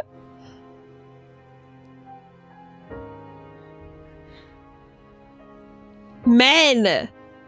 What is wrong with you? Suddenly, all of the air left my lungs. Right. I didn't even process what was said to me. You can't. There's nothing you can think about. So I said, what? Because that was all that I could, those was the only words that I could utter out of my mouth. Right. He was like, yeah, they're just like fucking orangutan tits. I love them. What? And all I could do was laugh. All I could do was giggle. Because what else could you do? You can't do anything! Yeah, what did he mean? What are you talking about? Yeah, he had a chance to correct himself and he doubled the fuck down. What is wrong with you, man? Oh my god. And she's in a very vulnerable position. Obviously, he is paying her to be there and move around in the VIP lounge, and he fucking says that shit. So she has to like let herself sit in that very awkward moment and just like be fine. Just be fine and like go home and deal with those feelings tomorrow. Feel for her so much. Every time a Targaryen is born, the gods flip a coin is probably my least favorite line in all of Game of Thrones.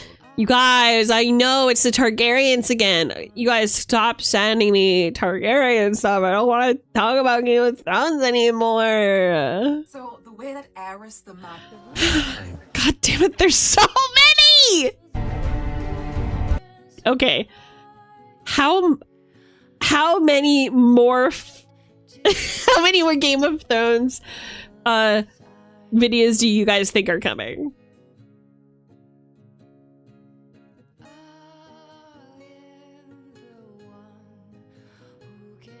I'm guessing at least 5 more. There's got to be at least 5 more coming. At least 2. I think it's probably going to be more than that. Let's see. Yeah, baby. Majority of all studies. That was it. Men, no, you're not supposed to be sleeping for no fucking 8 hours. You're supposed to be sleeping for 10 hours. No, you're not supposed to be doing a cold plunge because as a woman, you're required to be warm and inside some sort of cocoon nest of heat. So no, do not get in no fucking cold plunge. That raises your cortisol level. Yeah. Guys, understand something. Whenever you hear a medical study come out saying this is so good for your body, this is so good for this is so good for this, you need to make sure that you're actually looking it up to see if it's for women. Who done on? Predominantly, it's going to say 20 out of 1 men. 20 out of 6 niggas. 5 out of... Like, let's not do that, boo. You got to start looking up these medical things and making sure that they're properly looking up the gender, the... Like, profanity aside, I completely agree. Like, so often there will be like these health things that come out, and like as women we get confused because we think that that's about us and for us. Like we think that it covers the spectrum. No, it does not cover the spectrum. It has nothing to do with us. And that's what is so hard. Men, you go to the store and you pick out a pair of large pants, a large shirt, because you know no matter what store you go to, no matter what brand or material it is made of, it is going to fit you. Women go to any store, pick out a size that they know should fit them, and in 3 different brands, large means 3 different things, and if you go to a store and look for the same brand, different fucking sizing.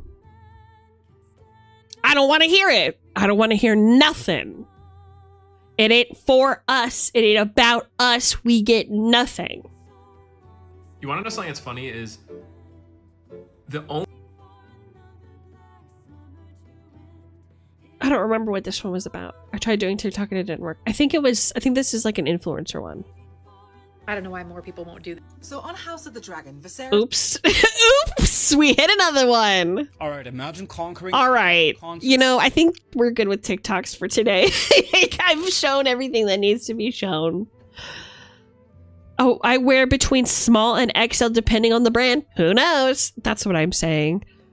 And like, when you go to shop for clothes online, the only thing that's reliable is when they show like the centimeters and inches. And then you just have to like have your measurements available to know if it's going to fit you or not. Men don't have to deal with that at all. Men don't have to deal with that. It's hard. It sucks. I hate it. Pardon. Oh, do you guys want to do an experiment with me? We talked about it yesterday a little bit, but I want to know if you guys want to do it. Respawns throws up. It does not smell great in there. I do not recommend being eaten by the dragon. Yeah, he's really old, and I don't even know where his stomach is, considering like he's longer than I've ever seen. I don't even buy clothes. I have a few old Croatian veterans who gave me their old clothes. Like half my wardrobe is Yugoslavian military stuff. That sounds pretty cool. It must be awkward with your thigh socks. It's like a strange look. Experiment? Okay, so let's talk about the experiment. So, I saw a TikTok. I'm gonna switch screens really quick. So, I saw a TikTok. Go away. I saw a TikTok where they said that if you want to kick off on YouTube, you have to have an active chat in YouTube, and then the YouTube algorithm will start pushing you. So everybody in Twitch chat right now, Twitch is where like most of my viewers are. Go into my YouTube and just spam like 1s and 2s or something. Just like make new messages, spam messages. Don't be racist or weird. And let's see if we get more views, like if we get pushed. I'm curious. Because I know how many people are here right now. 1s and 2s will get you bots? Let's find out. Let's find out. Okay, I'm watching the views. Right now we have, it says we have 16 viewers. Or 16 views. 16 views? Concurrent viewers is 2. 1s and 2s are for the boys. YouTube is blocked? Oh yeah, because you're at work, huh? I'll try next time you're on. Yeah, no problem. I'm not a femboy. I may know some, but I'm not one. Thank you, Silver. Keep it coming. Let's see. Let's see what we got. 6, 7. I need to change my YouTube username before I do that. It's my full name. Uh-oh. Yeah, don't dox yourself. 1s and 2s.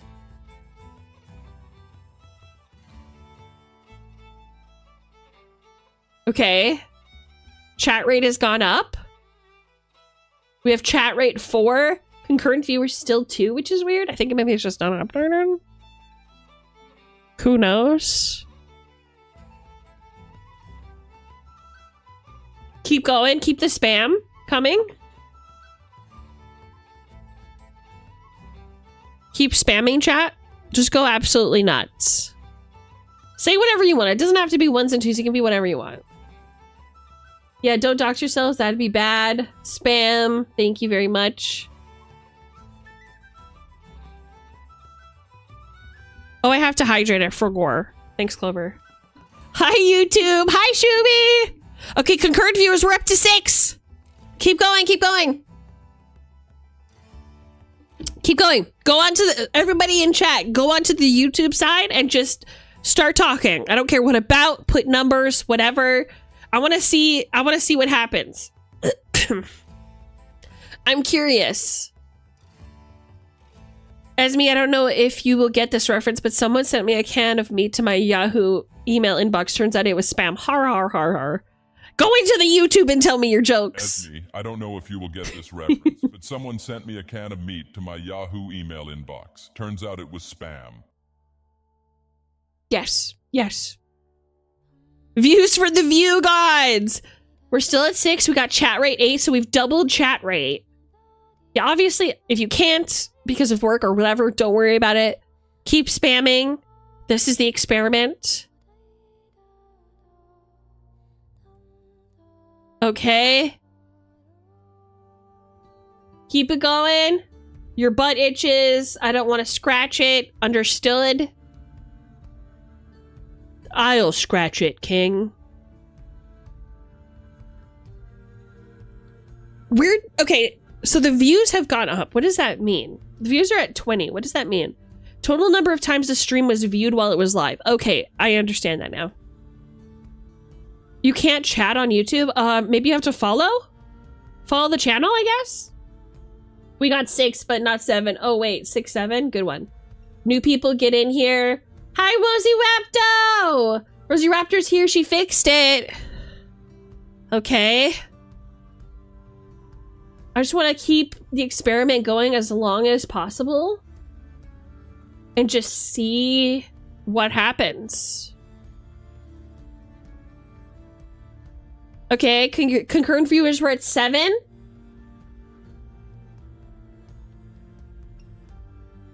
Okay, I see the spikes kind of going up on YouTube. I just want to see, because like normally when people stream on YouTube, it like gets no bitches. Do you know what I'm saying? So I'm trying to see if this is true, if this has made any difference. Bye, Daily! Thanks for the lurk!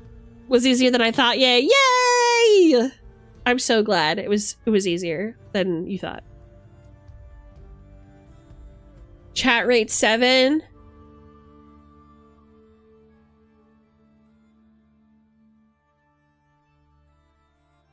That was weird. Oh, so it works now? Perfect. Yeah, go crazy. Go crazy. Ah! Go psycho. Ah! Tell me what your favorite D&D class is in YouTube chat. What's your favorite D&D class? YouTube chat. La la la la la la. YouTube is pretty dead in our experience. There's gotta be a way to boost it. I'm trying to see something.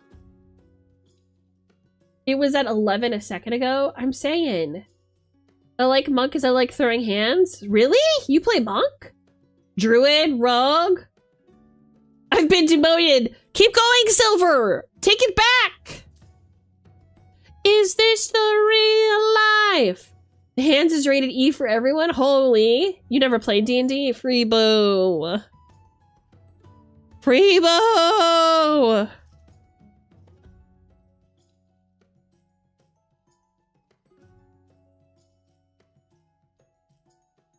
Okay, so we have monk, we have druid, we have... What else? I think Shubi said that he likes bard at one point. Well, I've only played cleric. Ideally, though, it would be a ranger. Okay, so tell me about that. Why would it be a ranger? Is this just fantasy? Caught in a landslide. No escape from reality. Open your eyes. Keep it going, chat. This is for the experiment. Let's see if we get any new people in during this time. That's what I'm looking for. I want to go for...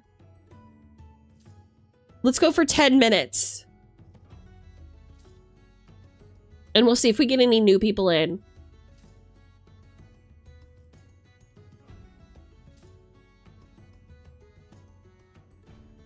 So far, nothing. I love being stealthy range guys, so ranger rogue multiclass is ideal. I mean, rangers can sneak. Why the rogue multiclass, if you don't mind me asking? Shit, I missed a line, fake fan. Now you have to start over. Is that your favorite song, Rosie? Shooby-dooby-doo, where are you?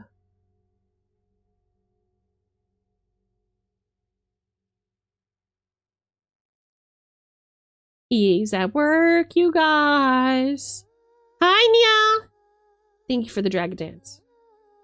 I have 2 Esme on my screen right now. You're a real fan! You're a true fan!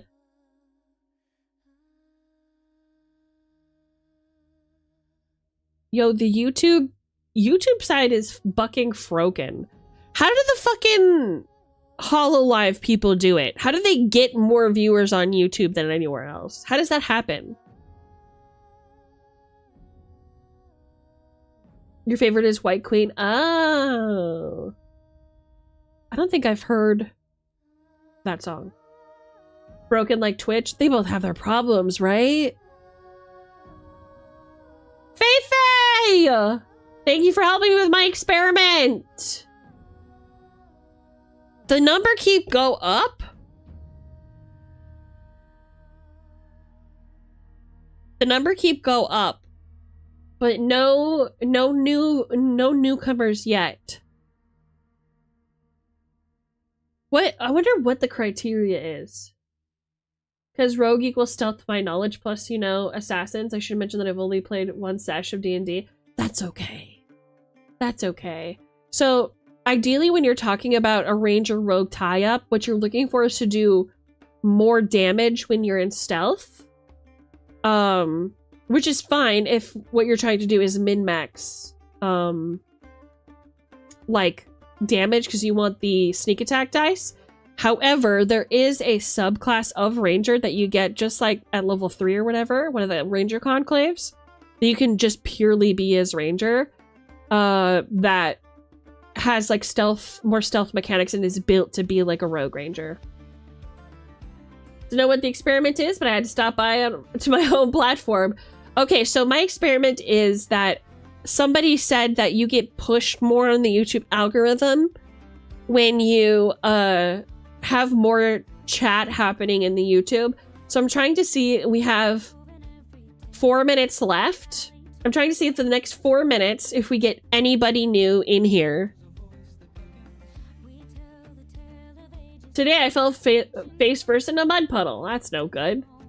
Riding my bike. I'm sorry to hear that. You weren't injured, were you?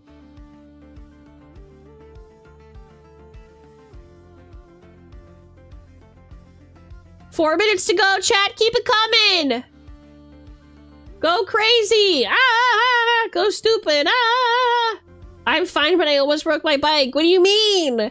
Did your wheel pop off? What do you mean by that?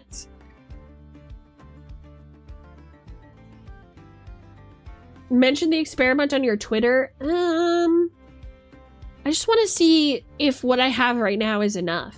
Because I mean, if 15 people watching on YouTube and spamming messages isn't enough, then the experiment doesn't really matter. Because I'm never gonna reach higher numbers, you know, organically. I don't usually have 30, 40 people watching me, so it's not gonna make a difference either way.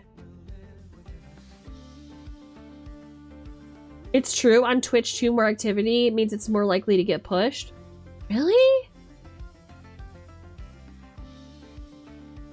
Because I find that more new people show up on Twitch than I've ever got on YouTube. The only people that come and join me on YouTube are the people who watch my shorts.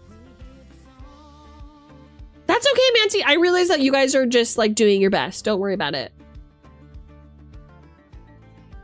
You almost broke your shifter? Oh god. Oh yeah, bikes have shifters, huh? Isn't it near like the handlebars? We normally only get like 1 to 2 viewers on YouTube, and you guys are huge on Twitch. So I'm like, what's it gonna take?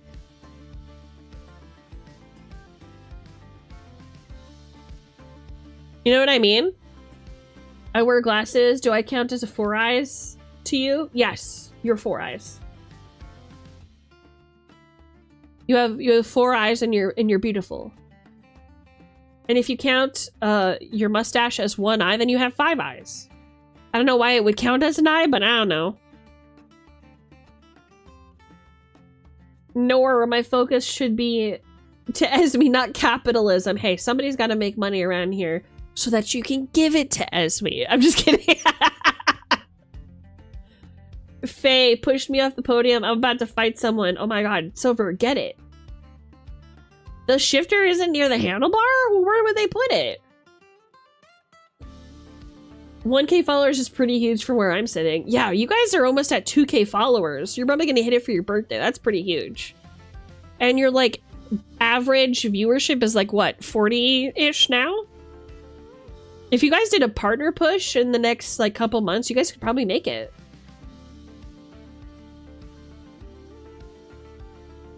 Yes, Way! It's true! I've also realized that YouTube is mostly lurkers, in my chat at least. Huh.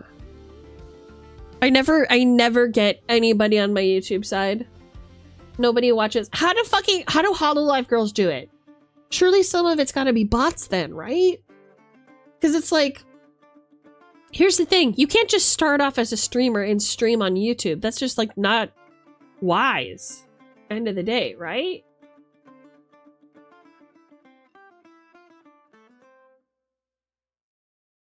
It went down because of collabs. Okay, got it. Got it. Yeah, collabs definitely tank the viewership, I found too. They have a company, Big Promo. That's true. But then like I guess my question is, how does YouTube expect its creators to grow? 1 minute remaining, by the way. I mean, that's what I did for 2 years, YouTube only. Okay, tell me about that experience. How did it go? How many concurrent viewers would you say that you were getting? Do you feel like you were successful, more successful in YouTube, etc.? Bots, announcements, a company to promote IDK. Fair. Well, it's the only place to watch them after all, so it kind of makes sense. Oh, so they don't stream on Twitch at all. Got confused since in Croatia we call it different. Oh.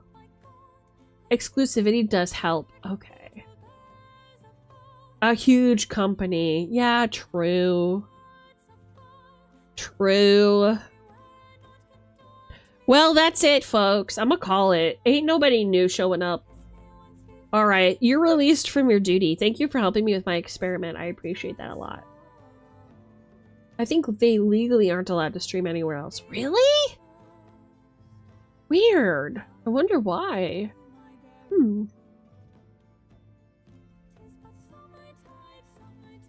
Yeah, I'd rather just have fun with our friends than grow. I know, you're the best. You're the best. You guys aren't worried about anything. You guys are like the most non-toxic people and streamers in the biz, Rena.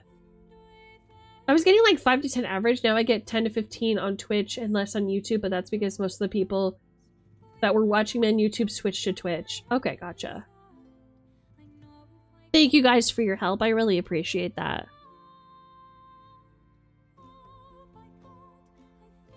And that's why guys will grow, because you're so damn genuine. That's the thing, right? And straight into ads. Yo, I need to figure out how to change ads. I don't know how people time them. I haven't figured that out yet. I've only been doing this for 2.5, almost 3 years. I still don't know how to do that. I just heard at the beginning of my career that if you do pre-roll ads that Twitch will push you more.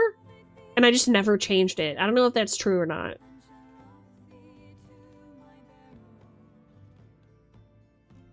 I don't know if that's true or not. I don't know. Y'all tell me. Anyway, that was the experiment. Thank you for experimenting with me. Where the hell is Argus? This is weird. I hope he's okay.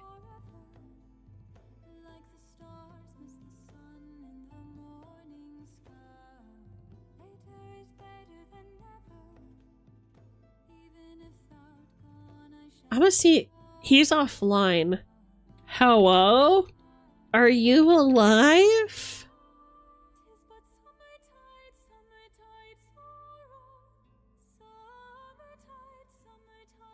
Okay, time to enlighten my curiosity. I'm ready for you.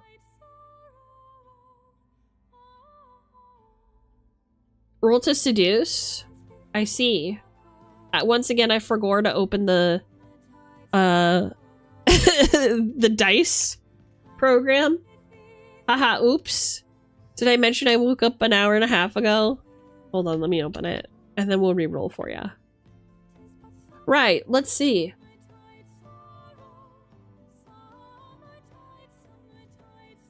What'd you get?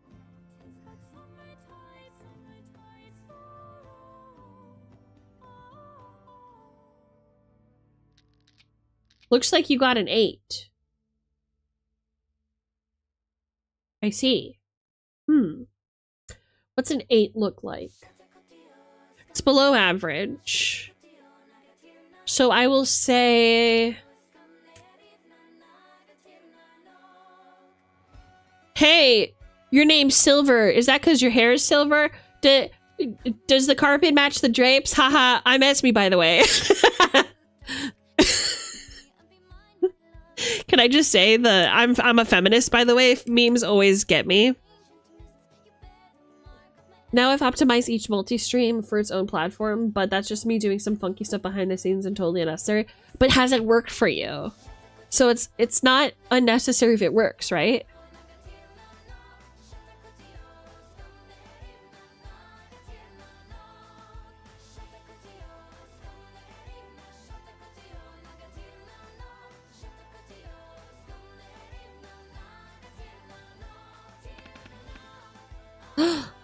Who rolled that? Oh, twin, you got a 15. Okay. I'm gonna raise you up. Let me think. How would I raise up Jazzy Raptor? Hey, hope this isn't too much of an intrusion, but you remind me of dinosaurs. And whenever you walk into the room, the music of Queen seems to follow you. I know that we don't know each other, but I just had to let you know. There's something so charming and endearing about you. You bring light into this room. I'm Esme Silverthorn, by the way. You're gonna go to Moogie's vet appointment, right?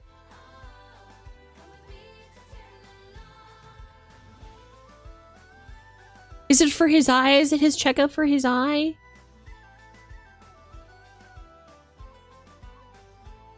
She rizzed me with Queen, yeah. True. Honestly, if I wanted to rizz you, I would just open up my mouth and have the voice actor for Wolfwood in Japanese come out. I forgot what his name was. Happy gets it. Happy gets it. Hopefully it's his last appointment. I hope so too. He loves chasing those cats though. I would just open it up and just be a loudspeaker for that voice actor. That's a nat 20. True. Okay, I'll save that for your nat 20. Hit her with the Hayami shoulder beam. This is the way. I love that emote. I don't like them putting chemicals in the water that turn the friggin' frogs gay. Do you understand that? Turn the friggin' frogs gay. Serious crap. Gay frogs, gay frogs. It's not funny. I'm gonna say it real slow for you. Gay frogs. Gay frogs. I think somebody else did the redeem and it got stuck, so I'm gonna reroll it for you. Also, Feifei, have you had any issues with connectivity between Twitch and StreamerBot? Please let me know. I'm 19 for Manti!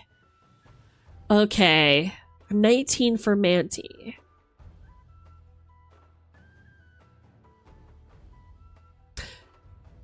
You seem like a cozy boy. You seem like a soft boy to me. Well, you know, it's cozy season. And I'm trying to stay warm, you know what I'm saying? So I saw your belly on, I saw that crop top and your belly on Twitter, and I'm trying to see what's up. This is me sliding into your DMs. Imagine me sliding into your DMs at 3 a.m. I'm trying to see what's up. Mango! Hi, Mango! No issues with StreamerBot for me. It keeps struggling to connect to my broadcaster Twitch account, and then none of my redeems work, but it does if I test them. If I test my triggers, like all my triggers are working. But if I run a test, it works. But it doesn't work if somebody redeems it, and I can't figure out why. I tried uninstalling and reinstalling. I don't know what the fuck is going on. What are you doing, Mango?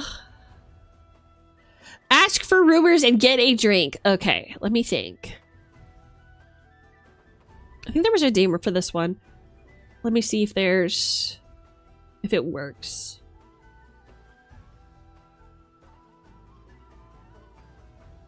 Does it work? It does not. Well, that's something I'll just have to fix, smiley face. Anyway. Mango plays Final Fantasy as well? Mango! Join my FC! What kind of haircut are you getting, baby boy?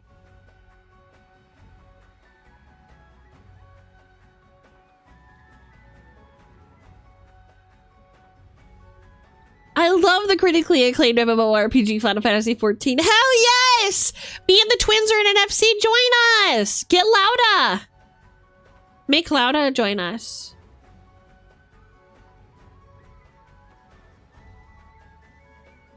I love how I can never tell if he's joking. I watched back to my VOD of us all playing together. Mango always makes me fucking chortle. He makes me spit out my Cheerios. He's so funny.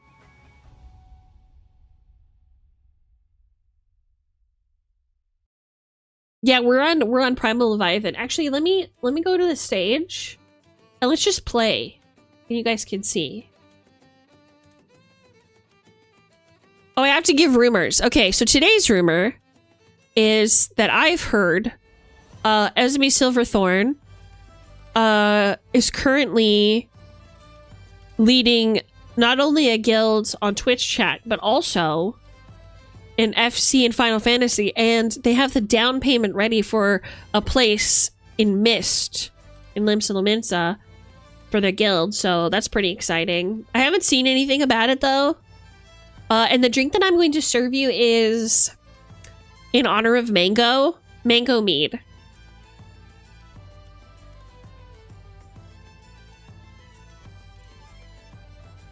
Is Esme level 69 now? Very soon. Very soon. I'm almost level 50, actually. I stayed up late last night grinding Weaver. Don't judge me. Ooh, mead! I love you, Mango.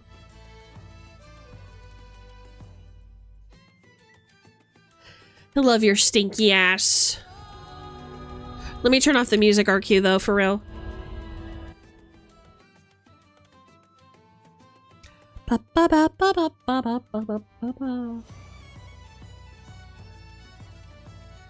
Pause.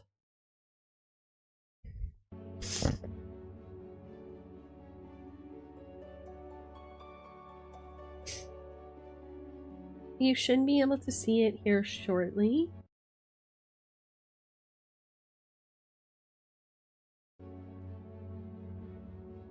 There we go. So that's how a bard comes to a solution, just waits for a mango and a pair of raptors to give her a decisive decision. So true. You know me, love hanging on the coattails of my friends. Love just hanging on, letting them do all the work. You can make it, I say, cheering for them in the stands. Reach for the stars, I say, counting the money in my hands. I cast suggestion, it worked. Mango! Sign on! Forget about your haircut! Sign on to Final Fantasy XIV and play with me! Thank you for the head patch. Sick rhymes, thank you so much. Some might say I'm a bit of a wordsmith. Some have said I'm a little bit of a wordsmith, to be honest with you. I can hear you yelling from the other room. I'm sorry I have to go. That's kind of fucked up, Mango! Honestly, kind of fucked up. I thought you were one of the girls, but I was wrong. And there goes an audio stim in my head. I'm gonna reach for the stars tonight. Yes. So anyways, you guys, this is my character for FF14. I got no boots. So I'm level, what level am I? 45. Would anybody be available to run some dungeons with me? I need to do my dailies. I thought you were bae. Turns out you're just fam. Bruh. And then I do the I do the rock and roll symbol, the devil horns. Thought you were bae. Turns out you're just fam. Assad. The old days. You got no boobs? How dare you? Also, if I was allowed to show my mods on stream, you would see that I have a bunny tail, big butt cheeks, and huge titties. But alas, I can't show my mods on stream or I will get banned from the game.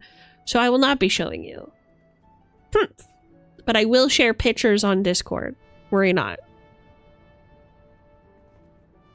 You guys, get on Final Fantasy! I'm gonna check my friend list for real. Who's here? Wow! You guys are, what's it called? You're lagging. You guys are lagging. You better sign on and help me run dungeons for real or I'm gonna lose my mind. Manti, sign on! Quit your job! Hi, Panda! What's your name, Mr. Fish?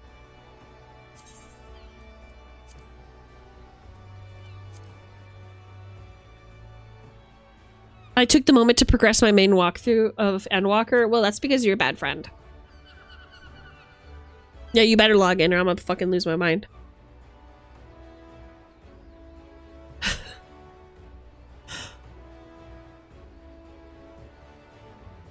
I heard boobs and then realized it was boots. It was not meant as an oh no, I didn't take it as one, don't worry. I was just playing with you. You're right behind me. Is this you? The Liberator! Yo, nice hair, dude. Join my free company.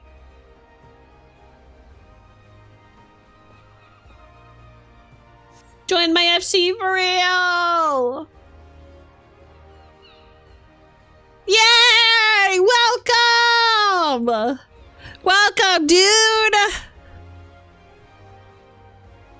Hi, Pelion! Am I excused from this? I never played Final Fantasy. You could just join me! Of course. Of course. Alright, since it's just the two of us, do you just want to do some, what do you call it? Do you want to do some, I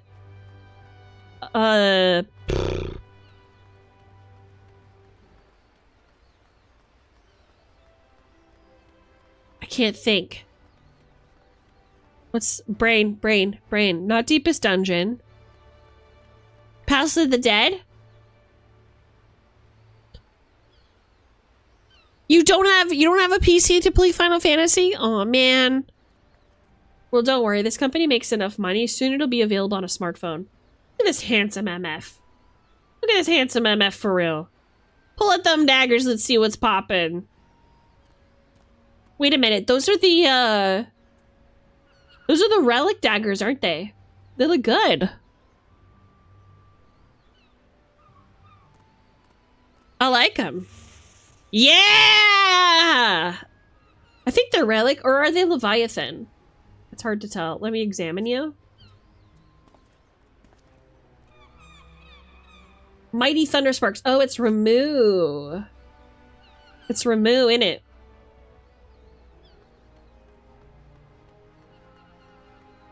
Nice. Alright, I'm gonna unlock Monk RQ. Actually, I could just whim. I'll just whim. Holy shit, I just made money. Rosie, hurry and log on. Quit your job and join us. No, I'm just kidding. I will be here all night though, so even if y'all are not able to join at the moment, feel free to join anytime. I will be here literally all day. Okay, hold on a minute.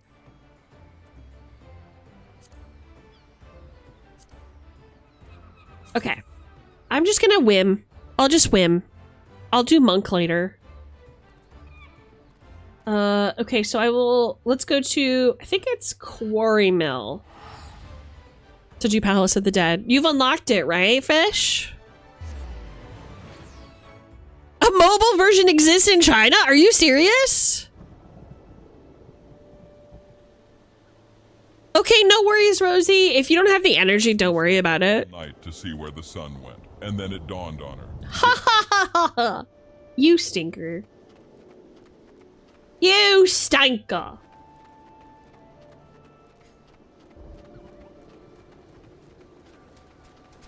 Okay, let me change my class, RQ. Hey, you guys, don't laugh. I'm playing as a conjurer. Here's my conjurer fit. Write my conjurer fit.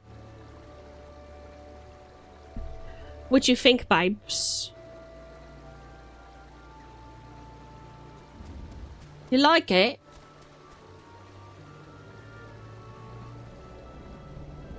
$12 out of 10? You guys think it's cute? It's been ages since I played 14. You should join us, Panda. Please join my FC. Help me run content. I'm starting fresh. According to Google, that's Pog. That's pretty Pog. I misclicked teleport. Damn it. Oh yeah, party. I forgot. I'm not a whim yet. I'm a conj. I'm a kinj. So pick whatever class that you want to level up, I guess. We'll do some Palace of the Dead. I haven't done Palace of the Dead in ages, so I'm really excited. I want to go as a monk. Mink. You don't have it installed? Well, reinstall it! I'm sorry? Reinstall it. Reinstall it. I gave you a panty upskirt shot. Now you have to install it as payment. Look at how snatched I am. Holy. I'm snatched up. God! Holy. She be looking juicy from the back. She be looking a little juicy. She be looking a little bit juicy for real. This is your daily reminders to go look in your mirror. I want you in particular to remember what the word amazing looks like. Oh, Pyro. God damn, look at that girl. See? See? Seems to be a different game. There are at very least different servers, so even if it was available, I wouldn't be able to join. That makes me so sad.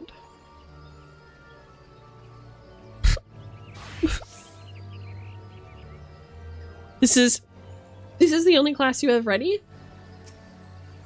Gumb?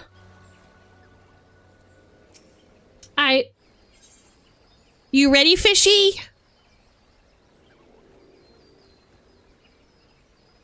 Everyone here? Thank you, Pyro. Yeah, everybody. The lack of cross-server game makes me so mad. Wait, do you have it on PlayStation?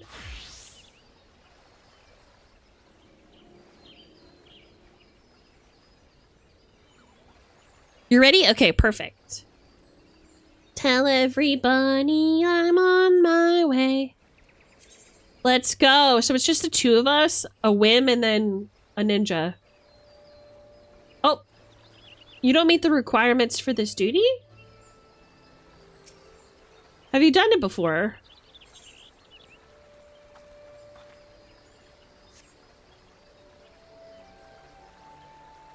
Oh, do you not have a slot?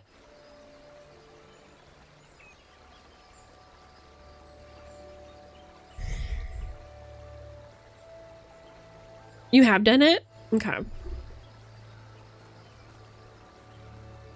For anybody who isn't aware, Palace of the Dead is like a Pokemon Mystery Dungeon version of this game.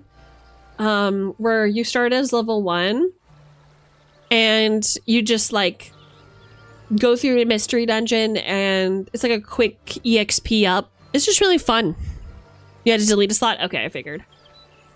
Let me know when you're ready. I will be going in as a whim. That's okay, Rosie. I'll definitely be happy to run it later because I want to level up Monk. You ready now? Okay, let's go. Let's go, vibes. The durability of my pieces is low. I don't fucking care. I don't fucking care.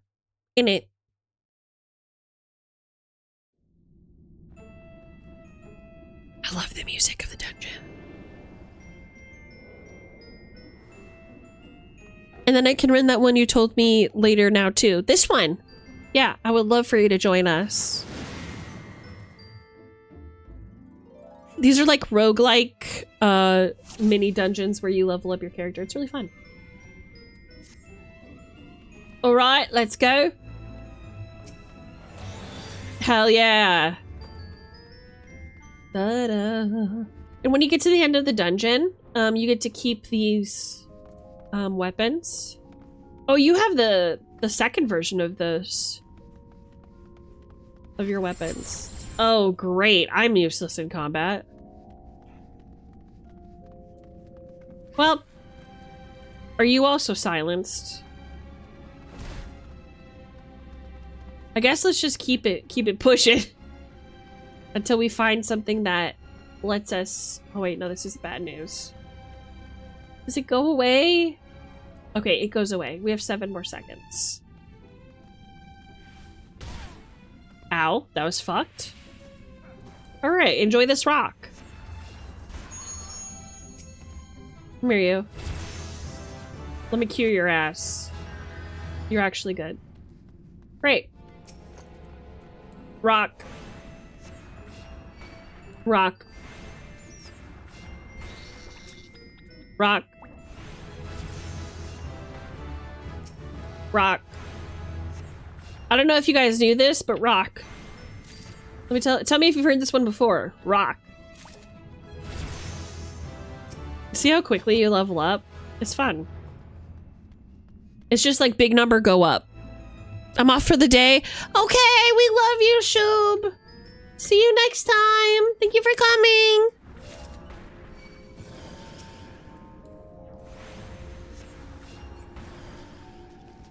Let's get this treasure coffer in it. It also has unique items and stuff, which is pretty pogs. Ow. You're lucky I have... Oh wait, do I have? I don't have Medica yet. Okay, here you go. I'll do it the old-fashioned way. Give me your body and I will lay my hands upon it.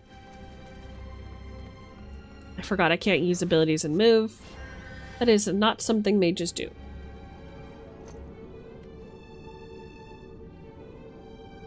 I must have forgot a treasure chest. Go crazy! I cast! Rock. What did the distort image do? Probably nothing because my streamer bot is broken. But it was supposed to do this. Let me see. Hold on, I have to Alt F4 and I'll show you.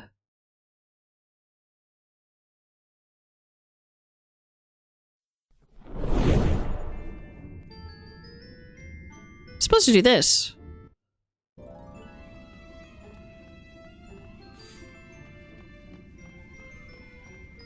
Da, da, da, da, da, da, da, da, da.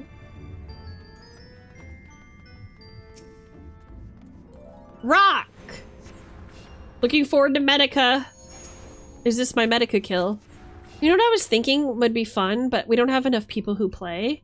I was thinking about doing like a Palace of the Dead race. Where like there are like 2 groups of people who both go into Palace of the Dead, and whoever beats Palace of the Dead faster gets a prize. But I don't think we have enough people playing right now. You got it? Okay, work.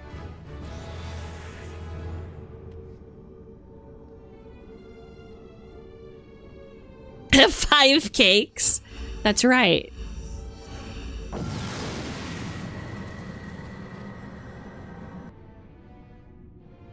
Silver, I wish you could join us. It'd be so much fun. Let me get this boy. Pomander of Steel, which improves our defense. I like to stick to the corners because you're less likely to hit a trap.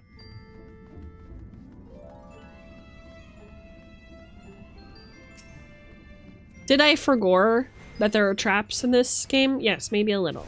However, consider. Hey you guys, what are you having for dinner? Tonight I'm having chili. I'm kind of excited about it. Chili and rice. 'Cause I'm a cowboy. On a steel horse I ride. I'm wanted, wanted. Dead or alive. Could you get that coffer for me? Thank you so much. Thank you, fishy. There's this room which we haven't been in yet. Need to see what I got in the pantry? Oh, you stinker. What do you have on you? You're silenced. Okay, let's see if... Do I have... Oh, wait. No, I don't have... I do have Asuna. There you go, stinker.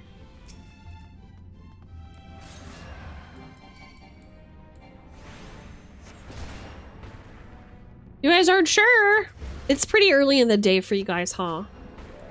See, for me, it's like dinner time. So I'm like, I'm thinking about it. Ba ba ba ba ba ba ba ba ba.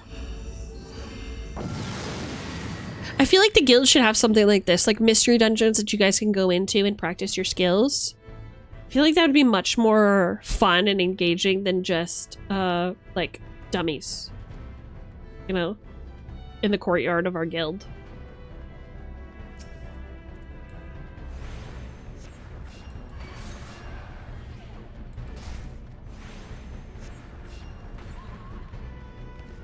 Da, da, da. Why did I do that? I'm an hour or two behind you. It's just about reaching for moi. Got it.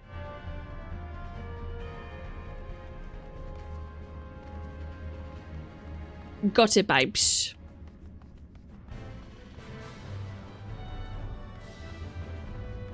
Got it, babes. Ba ba ba da ba ba ba ba ba ba ba. My goal is to blow up and act like I don't know nobody.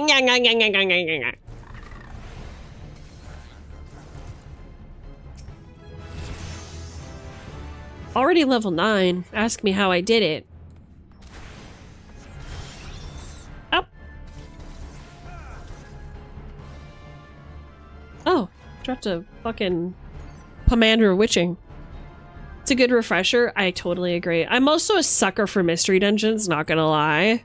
Just in general, I really love the concept of a mystery dungeon. Just like short, roguelike dungeons. Where like you use your abilities to try and survive. Nothing special. Because it's like, here's the thing. In regular dungeons, it kind of feels like, forgive me for saying this, the same thing over and over again. Like, you always win because you have a group that's prepared, but House of the Dead, you can run it by yourself.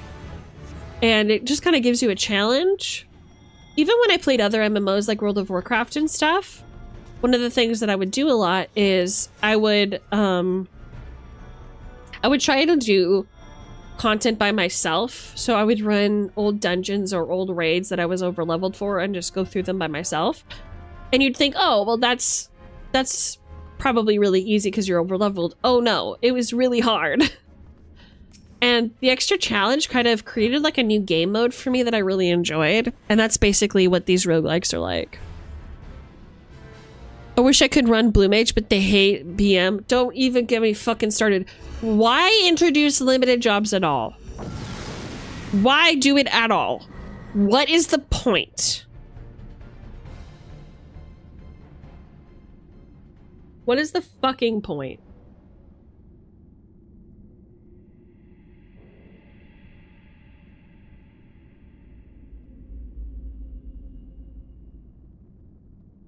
What the fuck is a blue mage? A blue mage is basically a mage that casts spells that it gets from monsters. That's it. So if a monster knows like poison breath, you can learn it by doing your blue mage magic.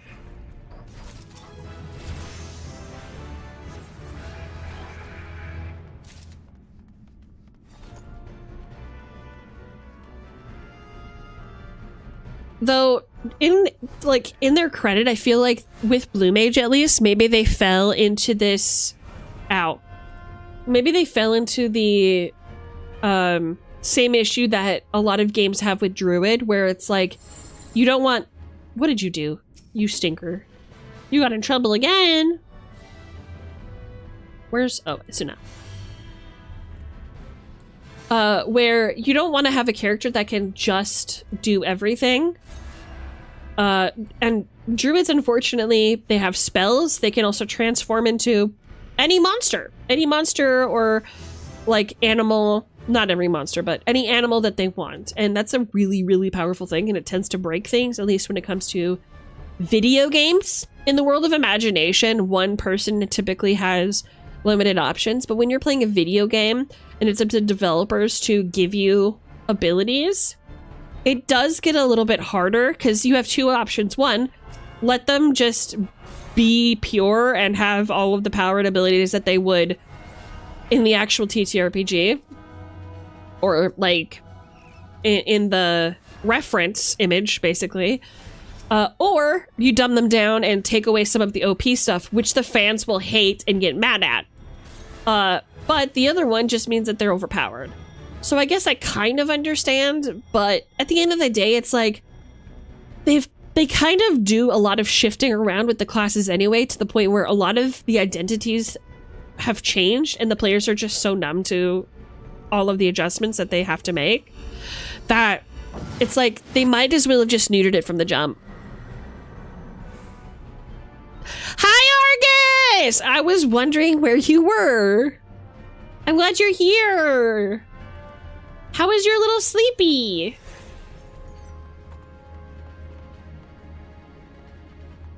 Okay, Silver, enjoy your lurk. You're gonna make some dinner, talk to you. Okay, see you later, Pyro. The way that I feel is like this. I feel, and I'm gonna get a lot of hate for this, but it is what it is. I feel like druids should have a specific set of animals that they can turn into based on the region that they live in, and the limit of their own level, etc. But they shouldn't be able to turn into anything. I also believe that druids should have, oh my gosh, I'm like dying. Where are you? Oh, there you are. Ow! Oh, you final stung me? Jesus Christ, I didn't see I had final sting. I also think that they should be able to have a familiar similar to a wizard. Not an animal companion like... Uh-oh. Not an animal companion like a ranger has, per se. Someone dropped 20 gold in the guild till. Someone? Who did that? Thank you so much for the contribution, someone! I'm dying.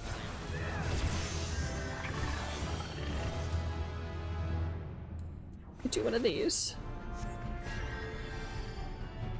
What was I saying? But yeah, like, have a little familiar that helps enhance their magic.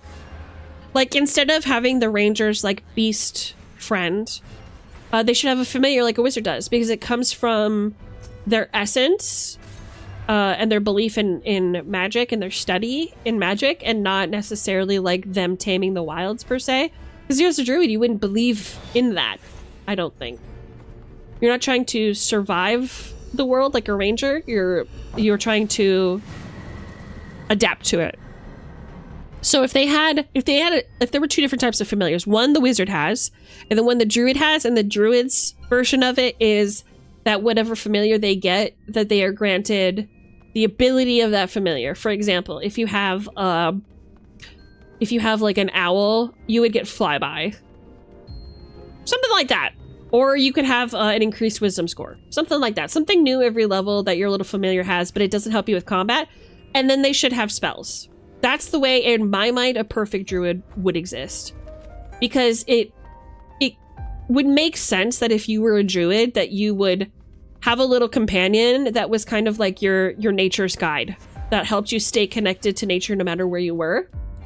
Similar to the way that a dryad has to bring like their little, like a little seed from their home tree with them, or they can't leave the forest. It just keeps them grounded, keeps them connected to nature. Druids would have that in their familiar. And then they would be able to transform into beasts that they'd seen, but really terrifying beasts, or really like really scary beasts that maybe that they don't have the experience to understand yet. They wouldn't have access to those forms until they were more experienced.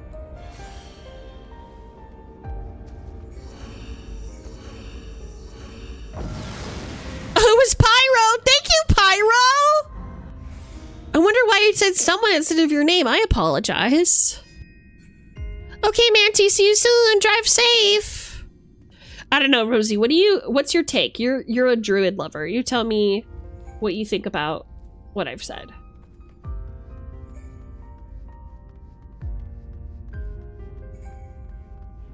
I just feel like druid's ability to turn into any animal at any given time, and there not being any like, what am I looking for? Oomph behind it. Like no like passion or story or like love behind it hurts me as a storyteller. Hurts my brains a little bit. Pomander of Steel. I guess we're using these MFs. How do I open my inventory for this place? Here we go. I'm gonna use this steel for real. What's this one? Lust? Okay, we're gonna use that later. We just used it. It should be available. Here we go.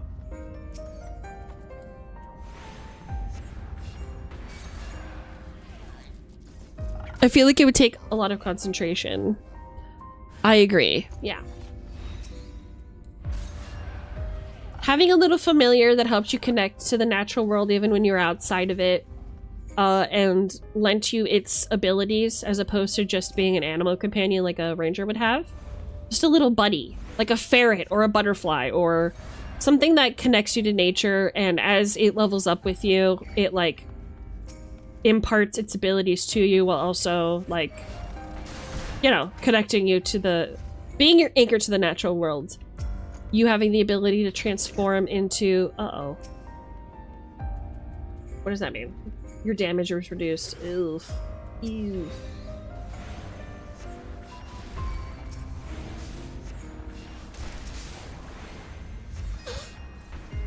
I got you, vibes.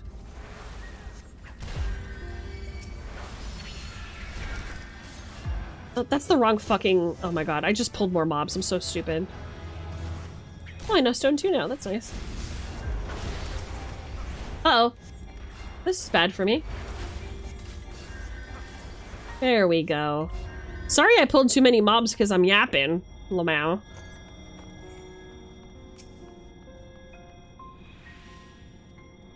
Alright, you want to use steel this time?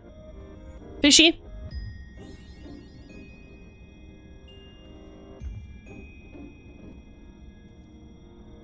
Yeah, you'd only transform into stuff that you love or resonate with. This is the way.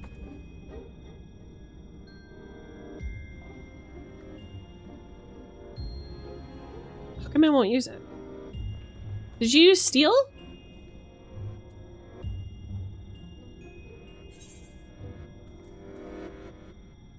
I guess I'll use another one.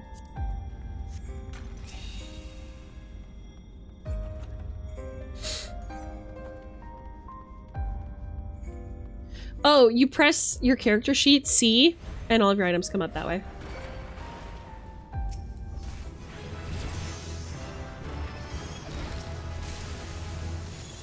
Da da da da da da da da. Another Pomander of Sight. I guess we'll use it. Whatever. Use. Yes, we can see the floor. Hiya, Riz! How's it going, Bibes? How you doing, my love? How you doing, my love?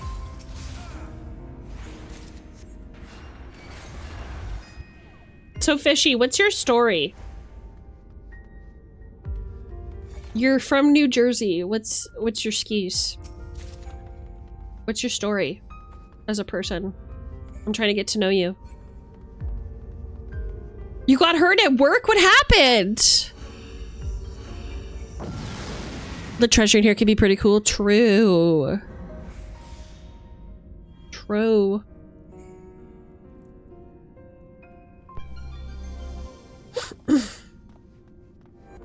Haste granted. I'll take it.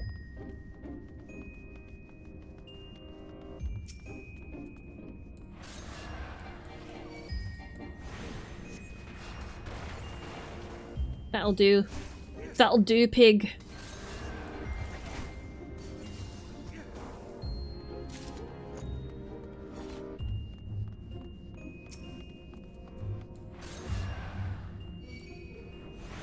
Hi, Tig! What's new, dude? What's up? If you get dress linen or whatever, sell that shit. Oh yeah, is it good stuff? But yeah, I agree with your earlier point where a druid would choose animals that they cared about. So like, let's put it into perspective. Your character would want to be around lizards and dinosaurs and stuff because those are the creatures that you would want to become. Wait, so here's my next question. So let's say, so would like a microraptor be like your little familiar in this case? I was moving a bundle of pipe when a piece of old metal bracket came down and slashed your arm. Oh my fucking god, dude.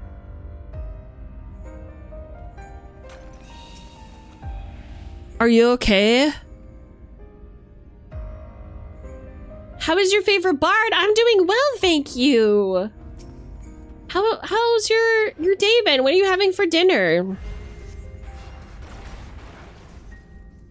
You'd have a little microraptor? That's so cute. Imagine a chatty little microraptor that only spoke to you in your mind and just like hung off you. Like an Archeops from Pokemon. Yo, fuck the Pomander of Steel for real. Who gives a shit? Let's just move it.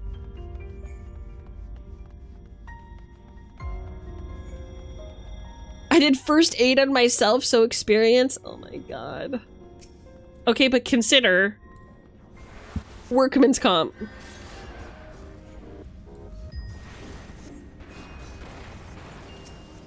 Consider workman's comp and paid time off. That's all I'm trying to say.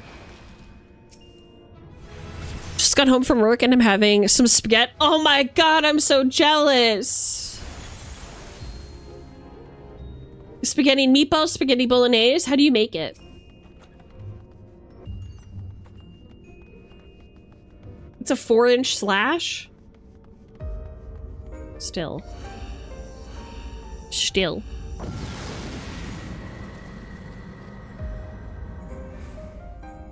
Ba, ba, ba. All right. I'm gonna become a succubus, if that's fine.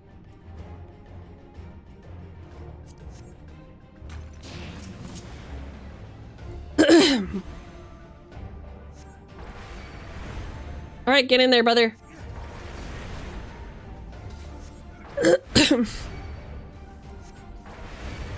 I'm thinking of a world in which Jazz and Rosie Raptor, like their perfect worlds would be like kind of prehistoric vibes with like dinosaurs everywhere. You know what I'm saying? Where Rosie could be a druid of the Fang. Or a druid of the Talon! Talon's better. A druid of the Fossil? Circle of the Fossil? Okay. I'm kind of jerking myself off here, but that sounds pretty cool. Not gonna lie. I'm writing a dino-themed D&D campaign? That's Pog. That's Pog. Tell me about that.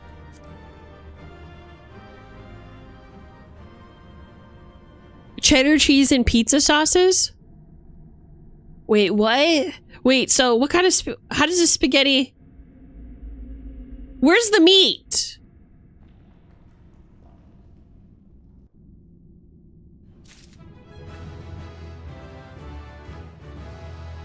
Da-da-da-da-da-da-da-da. And there it is. That's Palace of the Dead in a nutshell. You just go around killing things, opening doors and stuff. Getting trash. Do you want to keep going, Fishy?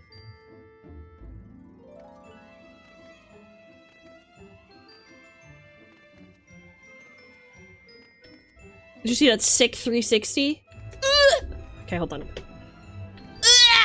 Okay, well, it was a 180, but it was still sick, right? You become a what now? Oh, you meant in game. Hee hee. Argus, today's your day off? You're not late for work or in trouble or anything, are you? Sorry you woke up late. We can still go if you want, Fishy. I'm asking you, what do you feel like doing? Oh, forgot about this? Okay, I see it now. Let's go. Let's keep going, vibes.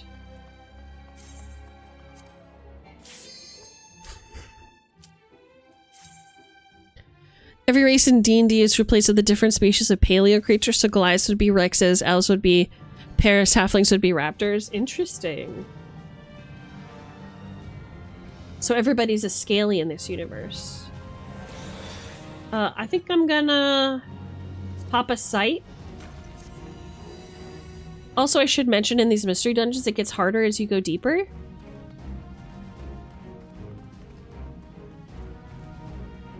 All right, I'm gonna kill this Welkarq. Don't put any meat in it. Yes, I know it takes away from the overall value, but that's what I can do quickly on a budget. Gotcha. So it's spaghetti, pizza sauce, and cheese? Is that right?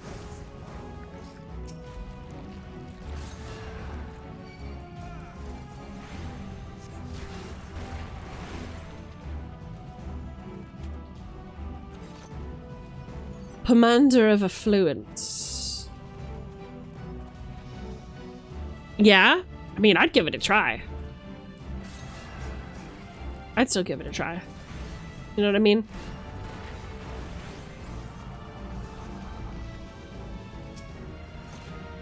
A Pomander of Intuition. Should I be popping these hoes? Let me see. Let's look at the trash. Hidden treasure?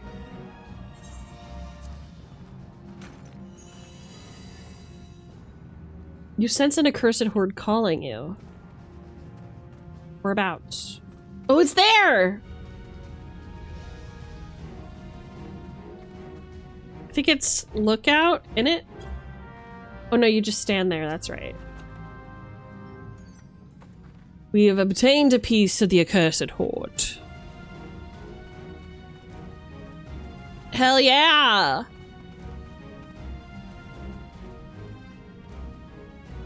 Wait, the key is this way. Where are we going? It's this way, right? Yeah. What race are you gonna be, Riz? Do we have to kill more monsters? It won't let us through. This particular world was created by dragons, so everyone is the image of a certain creator over multiple millennia. The dragons started disappearing along with their magic until it was all gone. The adventure starts when when one dragon returns. Gotcha. Can I ask a question? At the end of the day, are dinosaur folks, are you guys just like big dragon lovers as well? I haven't found a scaly yet who doesn't love dragons as much as, if not more, than dinosaurs. Give it to me true. Scaly, sound off. That sounds cool, right? Rizzy's very creative.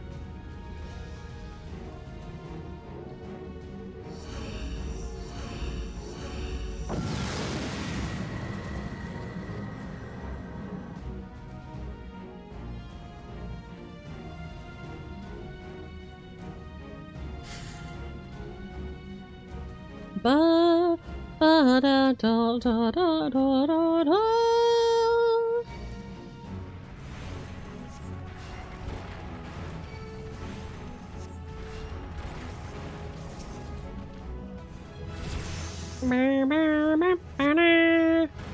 I am leveling up, but I do not appear to be getting too many new abilities. Should I be doing something about that? Let me take a look.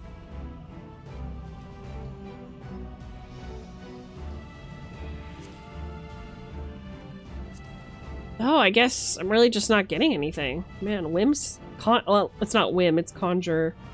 Conjurer. Kind of boring for real.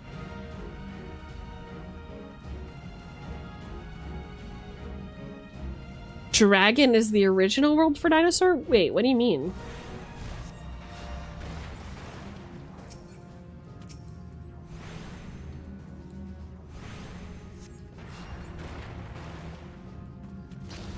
Oh, you good?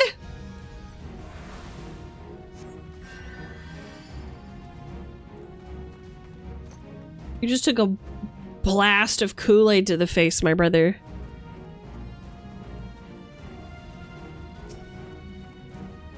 The Kool-Aid man came in and coomed right in your face. You're just gonna let him?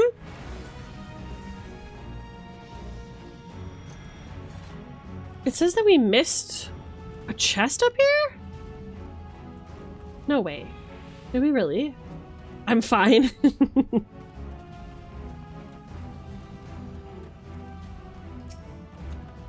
Pomander of Strength. Throughout history, all of the depictions of dragons were created by people who found dinosaur fossils. I thought that was just a theory.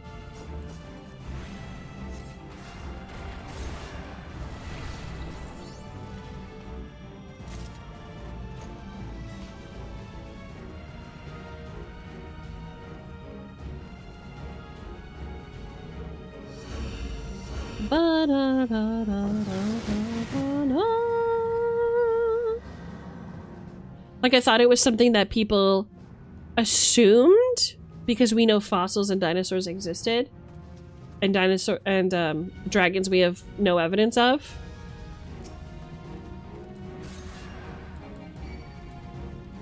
I didn't know that it was like, yeah, they're the same, you know.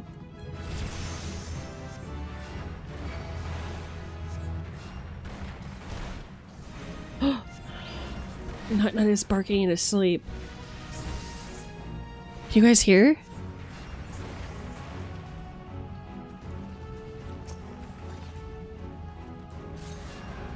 I mean, I'll take your word for it. I don't know anything about, really, dinosaurs or the history of dragons, really. I know they got some fucked up, incomplete fossils that they tried to pull off as other animals, like... Isn't it Norway or something that has a, like, fucked up unicorn that's, like, protected by, like, history or something? Because it's just been there for generations and it's just, like, a horse skull. Oh no, I'm a frog? You know what? I'm happy to live out my days like this. I could live out my days like this. Would you guys still love me if I was a Ford? I don't like them putting chemicals in the water that turn the freaking frogs gay. Do you understand that? Turn the freaking frogs gay. Serious crap gay. Frogs freaking frogs. It's not funny. I'm gonna say it real slow for you. Frogs. Yeah, I think it's Norway where they have that fucked up unicorn. And it's just been there so long and they're out museums that they're like, no, this is protected by the EU as like a heritage thing, and it's like really ugly. Okay. I've had it with this fucking game. So, unfortunately, the higher up you go, the harsher the traps become, and sometimes the more bullshit the traps become, so it's just something that happens. The Magdeburg, is that what it's called? Imagine if we got you a frog model. I've been a slime long enough to know I don't want that. I don't know. You know, you think that you have enough personality to make people think that you're funny no matter what form you're in, and then you're a slime for 1.5 years, and it just puts your emotional state in the fucking ground. You're like, I don't think people like me because I'm a slime, dude. I don't think people take me seriously at all.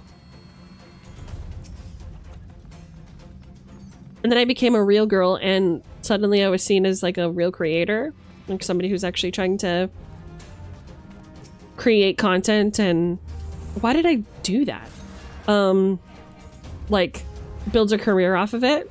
Like, genuinely hate to say it, but VTubers and people who watch VTubers, we have very specific qualities that we look for in our anime girls, none of which include slime. For those of you who appreciated the slime, I appreciate you. For those of you who showed up regardless of whether or not I was slime, I appreciate you.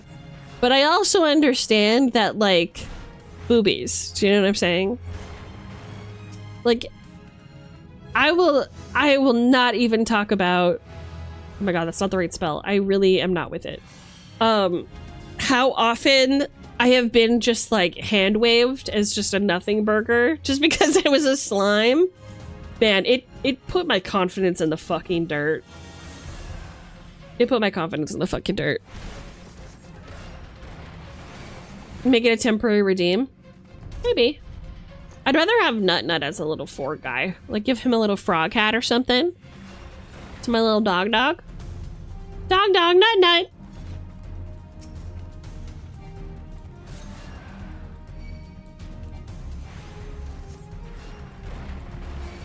That's all I'm saying, babes.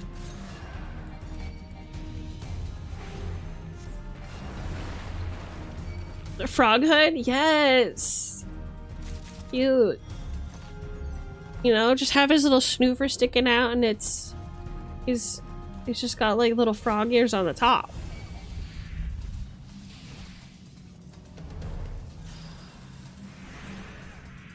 Let's out a deep breath. I need to stop letting him eat me. Wait, is that something I said?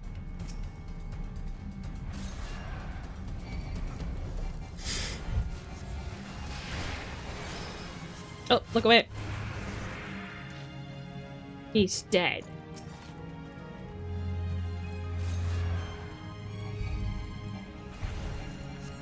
Love frogs in this house. That's right. I think that's one of the things that bonded us so quickly is our mutual love and adoration of frogs. I guess all I'm trying to say is those of you who looked beyond the slime to see something of value in me, you have my loyalty until the end of time. Like, as an example, there's a moot that many of you would probably know if I named them, who, I shit you not, left me out of a project that everybody who was a part of was a mutual of mine or was doing a event with me at that time, like was in the middle of an event with me at that time, but completely just like ghosted me or whatever. Not ghosted, what's it called? Just blinked me, just like, oh, but not this person. During the time that I was a slime. Like, stuff like that, getting left out of, like, things that mutuals are invited to just because people don't take you seriously because of the way that your VTuber model looks is crazy. Oh, your lurking message is that Thaddeus eats us. Yes, that's true. It's a temporary thing. You'll respawn, you know? So what I'm hearing is that we need to collect their kneecaps. I mean, the thing is, I don't think it's I don't even think it's an intentional thing. I don't think that it's something that someone does because they're a mean person and they should get hate. I think that it's just something like, how do I say, not instinctively, but like intuitively that people just do because they assume that you're not taking it seriously or like you're not. I am trying not to say not a real VTuber, but you know what I mean. VTubing, I think, should be a reflection of like your self. It should be a reflection of your creativity and your beliefs and who you are. That being said, there are some things that like you have to do, some invisible rules that you have to adhere to, or you just won't get you won't get noticed. You'll get overlooked for stuff because of the way that your model looks. And that's unfortunate, but it's true.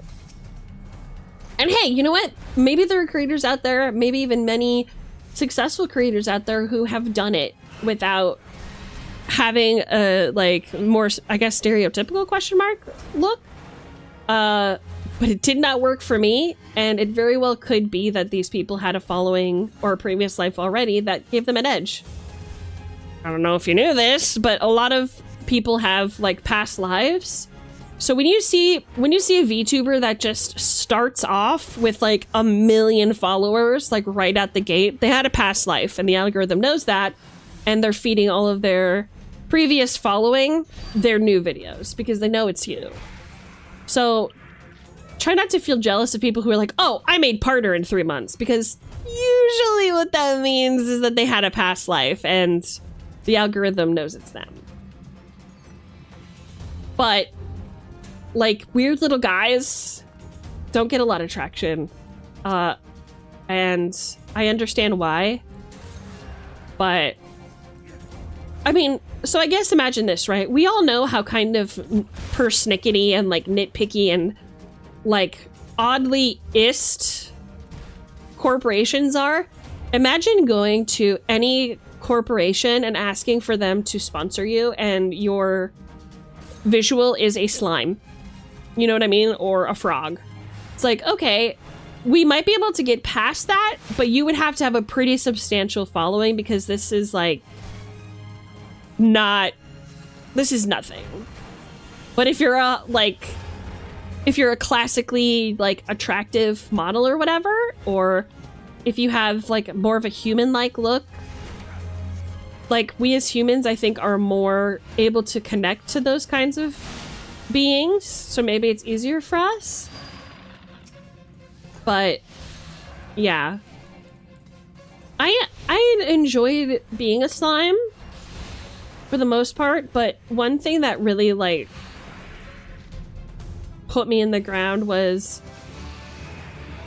doing all of this work and putting all this effort into my projects and going absolutely nowhere. My views are completely different than when I was a slime. I wasn't anywhere near as successful when I was a slime girl, and I'm the same fucking person.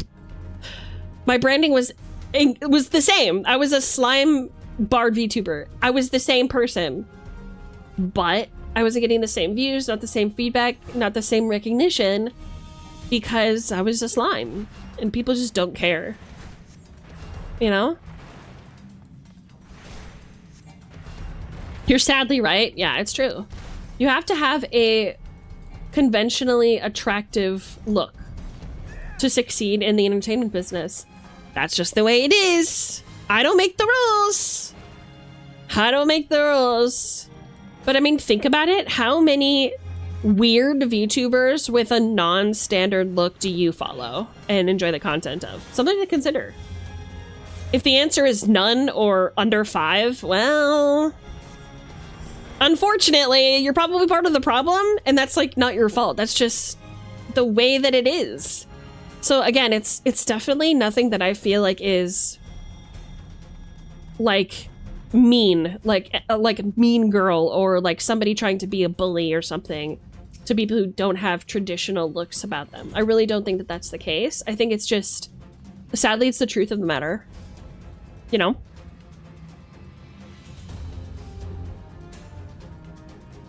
Yeah, that's what Ooms told me when I was asking around. I mean, yeah, that's advice that I've given you before too, Hazel, is like, I love the uniqueness of the like delivery service in the box thing, but unfortunately it isn't going to connect with people. That's not your fault. That doesn't mean that it's not true. And as servants of the public eye, as people who are asking to engage with the public and require their participation in what we do, you don't get to decide what people like. You have to adapt to what people like. So it's like, yeah, okay, it's great that these are, just as an example, it's great that these are your favorite colors. I think that that's great. I think that makes you original and cool. This isn't a dig about that. The dig is that your favorite colors don't go well together, and it's hard to look at. It's an eyesore to look at. So you have to change these because other people aren't going to get it. Other people aren't going to like it. Now, there's a difference here, right? When it's something like personality, right? There's not a lot that you can change about that. If you're a loud person, you're a loud person, and I think that you should own that. But when it comes to physical appearances, you kind of have to adapt, and it's expected that you will adapt. I mean, here's the thing. You don't have to. But I guess my advice is then don't care about views. Just don't care about growth, don't care about views. And if it happens, it happens. And if it doesn't, it doesn't. But it's like you're going to set yourself up for feeling really bad if you resist what the public wants.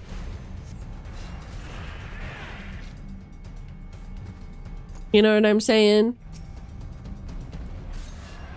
That's all I have to say, I guess. I thought that me being a cute little slime was really, really sweet. And it was kind of hurtful in a way because, again, not because I think anybody was genuinely trying to hurt me. I just want to clarify. But it's like a lot of my beliefs and morals are surrounded by it doesn't matter what you look like. I think that, you know, if you're a good person or if you're funny, I can get behind you. I will stand by you. You know what I'm saying? And okay. This is not me trying to have an ego. I am a conventionally attractive woman. IRL, I know I'm a hottie. I don't care about that. I like it. It's fun. But what's the most important aspects of myself to me are the fact that I can make people laugh and I can support people. I listen to people, and I try to inspire people to live up to their highest standards. Do you know what I'm saying? So when people didn't like my slime model, or like I wasn't getting the hits that I expected, it was really, really self-deprecating for me. It was very much like how do I put this? It was a unique experience because I am not so easily defeated by how do you say obstacles. Like if there's an obstacle in front of me, I'll just jump over it or I'll push through it or whatever. It's no big deal. But this was one of those things where nothing I did that. I was making the same content on YouTube, on TikTok.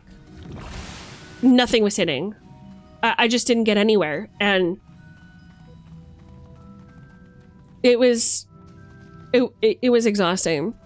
There's a reason why I just took like a 6-month break. It wasn't just to prepare for my debut, which was a lot of work, granted. It was also because I was so burned out of trying so hard for people that would never give me a second glance. You know what I mean? It's tough. I loved your slime too, but love for you. Yeah, I like I said, those of you who have been there since the beginning or were there during my slime phase, like, you will always have my love, respect, and loyalty, because I get it. And again, it's not on purpose. I know that people aren't excluding others just to be mean. I really don't believe that at all. I keep casting something and then moving like a fucking idiot and it doesn't go off.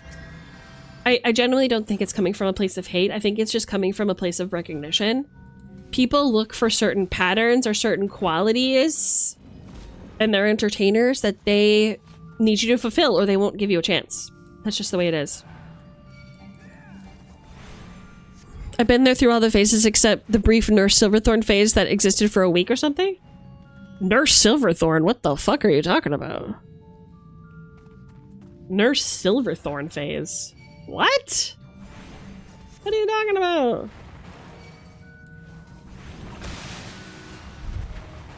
Marketability? Yeah. When you're talking about marketability, you're talking about how well do you stand out while also adhering to the codes of social normalcy. Like, when you think about it, even the really, really wacky out there fashion creators out there, like if we're talking about Drag Race, we're talking about the Qs or the Crystal Methods, etc. Even the really wacky types follow a certain doctrine. So even though they're wearing like bird feathers on their fingers, they still have a snatched waist. See what I mean? There are certain things that you must do. And I don't make the rules, but I'll tell it how it is. Somebody has to fucking say it. Somebody has to say it. Like, and think about it this way. Do you think that all the HoloLive stars would be as popular or as desirable as they are if they weren't cute anime girls? Probably not. I mean, and VTubing in itself started with everybody wanting to be an anime girl or character. So a lot of it is physical appearances, right? There were a few streams where you were nurse form. Oh, no, that was just another outfit. I wasn't rebranded or anything. I don't know what you mean. Yeah, those are just for very specific streams. Because I played like that dog or like the vet streams or like the horse streams. I got to admit something about the HoloLive girls. I'm gonna get roasted. Oh, I'm ready. Give me your hot take, mama. Give me your hot fucking takes. I actually can't stand their art style and rigging. It's so stiff. Ooh, the shade. The shade. But you know what? Industry standards sometimes... Oh my goodness, look at you. I've never loved you more. Come here. Come here, I want to smooch you. I can't kiss you? Oh, below kiss. Look at you. Oh, you're a masterpiece. It fixed you. How did I know? Let's start using some of these MFs. Hidden treasure. Fortune. Steal.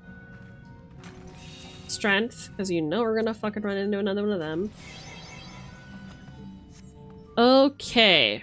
Start looking for yellow beams of light. I mean, I don't follow or watch any of the large agency VTubers. Yeah, it's weird. So, I see people say that they enjoy the large agency VTubers, but not necessarily that they're, like, in the fan clubs, per se. At least not close friends of mine. And granted, I'm not the hugest, so I'm sure I'm just, like, not in their circle or whatever. But, I mean, there's a reason, right? Because they are the... staple. They are the progenitors of this hobby. So you gotta put respect on their name for that. End of the day though, that's what they are, is that they are the progenitors. So they have to adhere to a certain style to kind of continue the vibes, as it were. Where the rest of us have a little bit more of like creative say in how we want to look or what we want to do. They don't.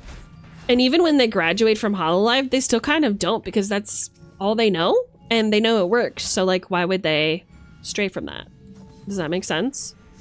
Where the rest of us, we get to rebrand 100 times a year if we feel like suddenly our brand doesn't suit us anymore. They cannot do that. They will not do that. Let me be specific. They will not do that.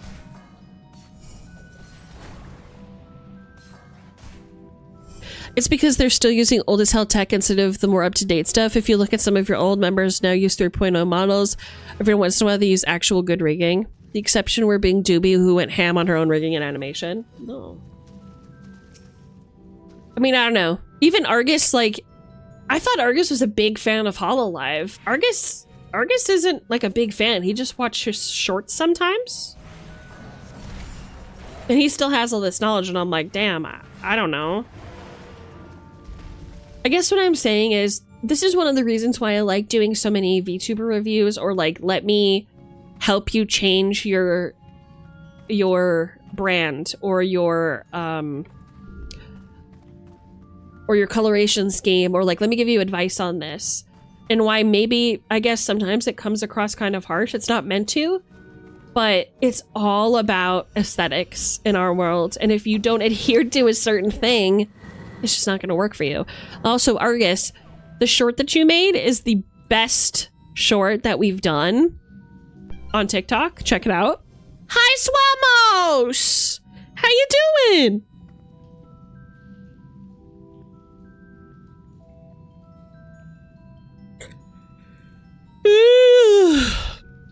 I'm back on a computer again. I got a new install of Windows and everything. Wait, how hacked were you? How bad was it? How bad was it, my bud?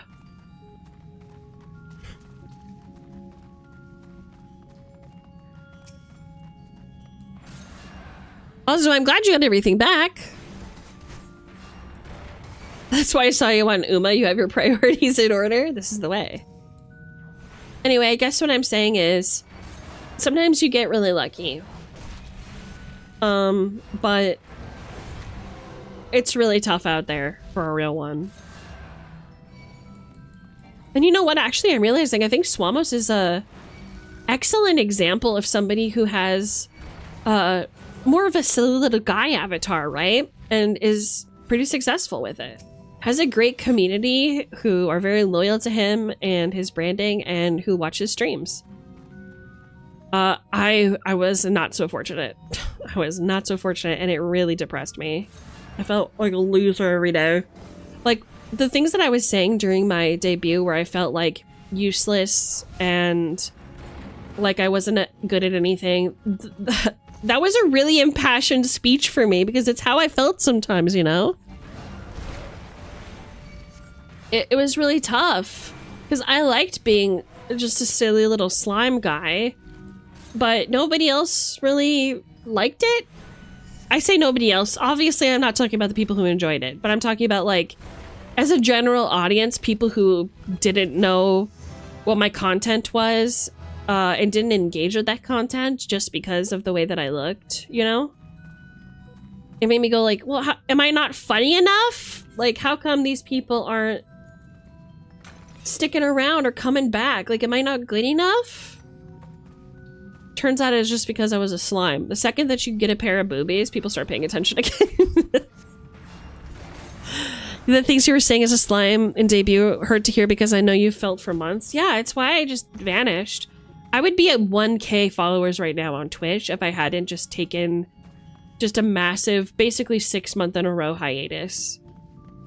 But I had to. My mental was just in the fucking toilet because I was doing everything that should be the right thing to do and nothing was working. And the worst part is I knew that I just needed a model. I just didn't have a choice, you know?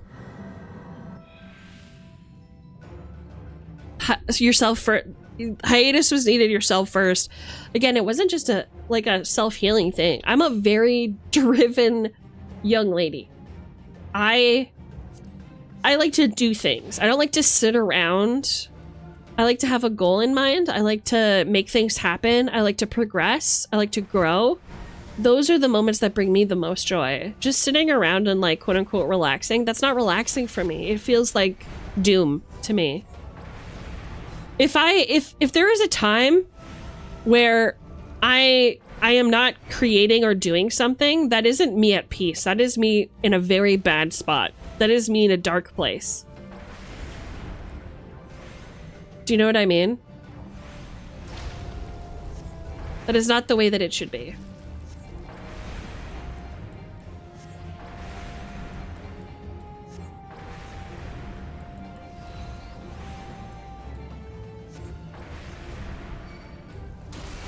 Woo! We got the Hornets. Just ignore them, lads. Throw a knife at him. Yeah. Nicely done. Well done, my liege.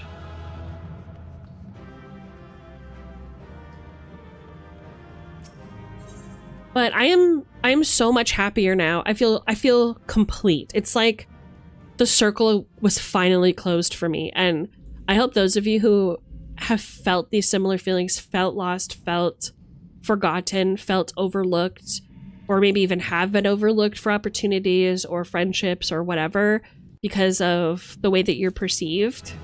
I understand that, and I hope that you reach a point in your career where the circle is closed for you too, and you're able to create with enthusiasm and feel loved and exist in a space where you can be yourself and not judged because of the way you look. Because I get it. I completely understand how you feel. There were times when I considered just giving up as a VTuber and being a flesh tuber because I was like, at least I'm hot. At least people will tune in because I got big boobies and a nice face. You know what I mean? People will show up. I know I'm funny enough. I know I'm entertaining enough. It's just people don't want to look at me. And that's the annoying part, is that people have to look at you when you're an entertainer. You know what I mean? Yeah. Look at me now. This could be you, chat. This could be you. Play your cards right, chat. This could be you. You know what I'm saying?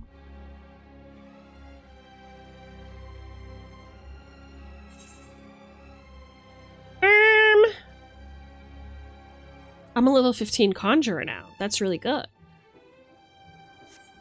Now the question is, do we continue? I think I need a little bit of a pisser. I'm gonna take a... Oh, hold on. I'm gonna take a quick pisser RQ. Be back in 5 minutes, chat. See you really soon.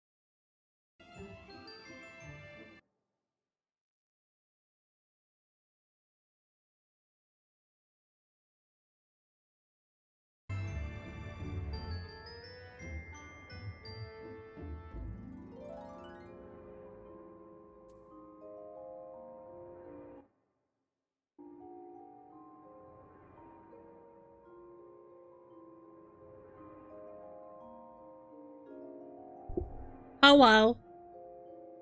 Alright. Sorry for the wait. I was just checking to see, because I know a lot of people left because of work. So I was just checking to see if it was worth continuing to stream at this point. It seems like a lot of people left.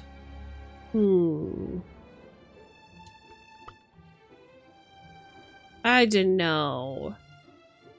I didn't know. You want to come up here? Sure, baby. For me, the rule is like, if like everybody's left, I'll just stop streaming, you know? So maybe we do. It's been 3.5 hours, I guess. You know what? Let's just raid out. It's fine. Seems like everybody's just kind of left. I've been trying to figure out a good time to stream, and it feels like maybe 8 p.m. is too late, but 6 p.m. for me is too early. So I'm just trying to figure out what is a good time. Okay, let's see who's available. I'm still gonna be playing Final Fantasy. But I'm not gonna be streaming.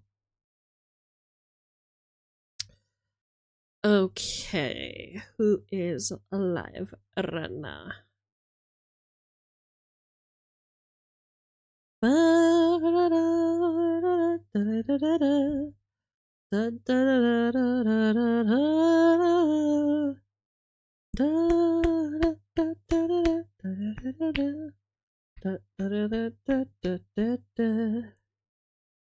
May is live. We could go see May May. What do you guys say? You want to go see your auntie May May?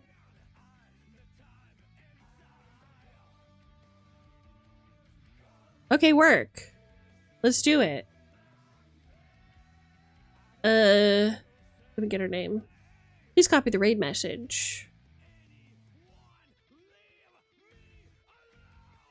Oh my gosh, you're killing me, Smalls. This Ramenstein? No, it's Guilty Gear.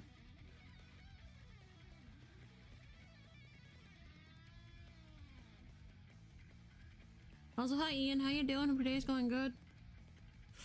Right.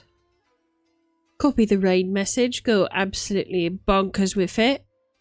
Let's raid May. The next time that you see me will be, let's see, Thursday. And we should be playing Midnight Princess. Twilight Princess Zelda. Thank you for coming. I love you. I mean it. And see you next time. Bye-bye.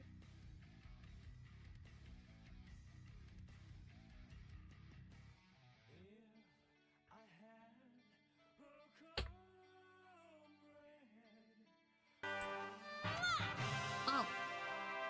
Hi Esme, how you doing? Hello. Welcome in, Raiders. Hi.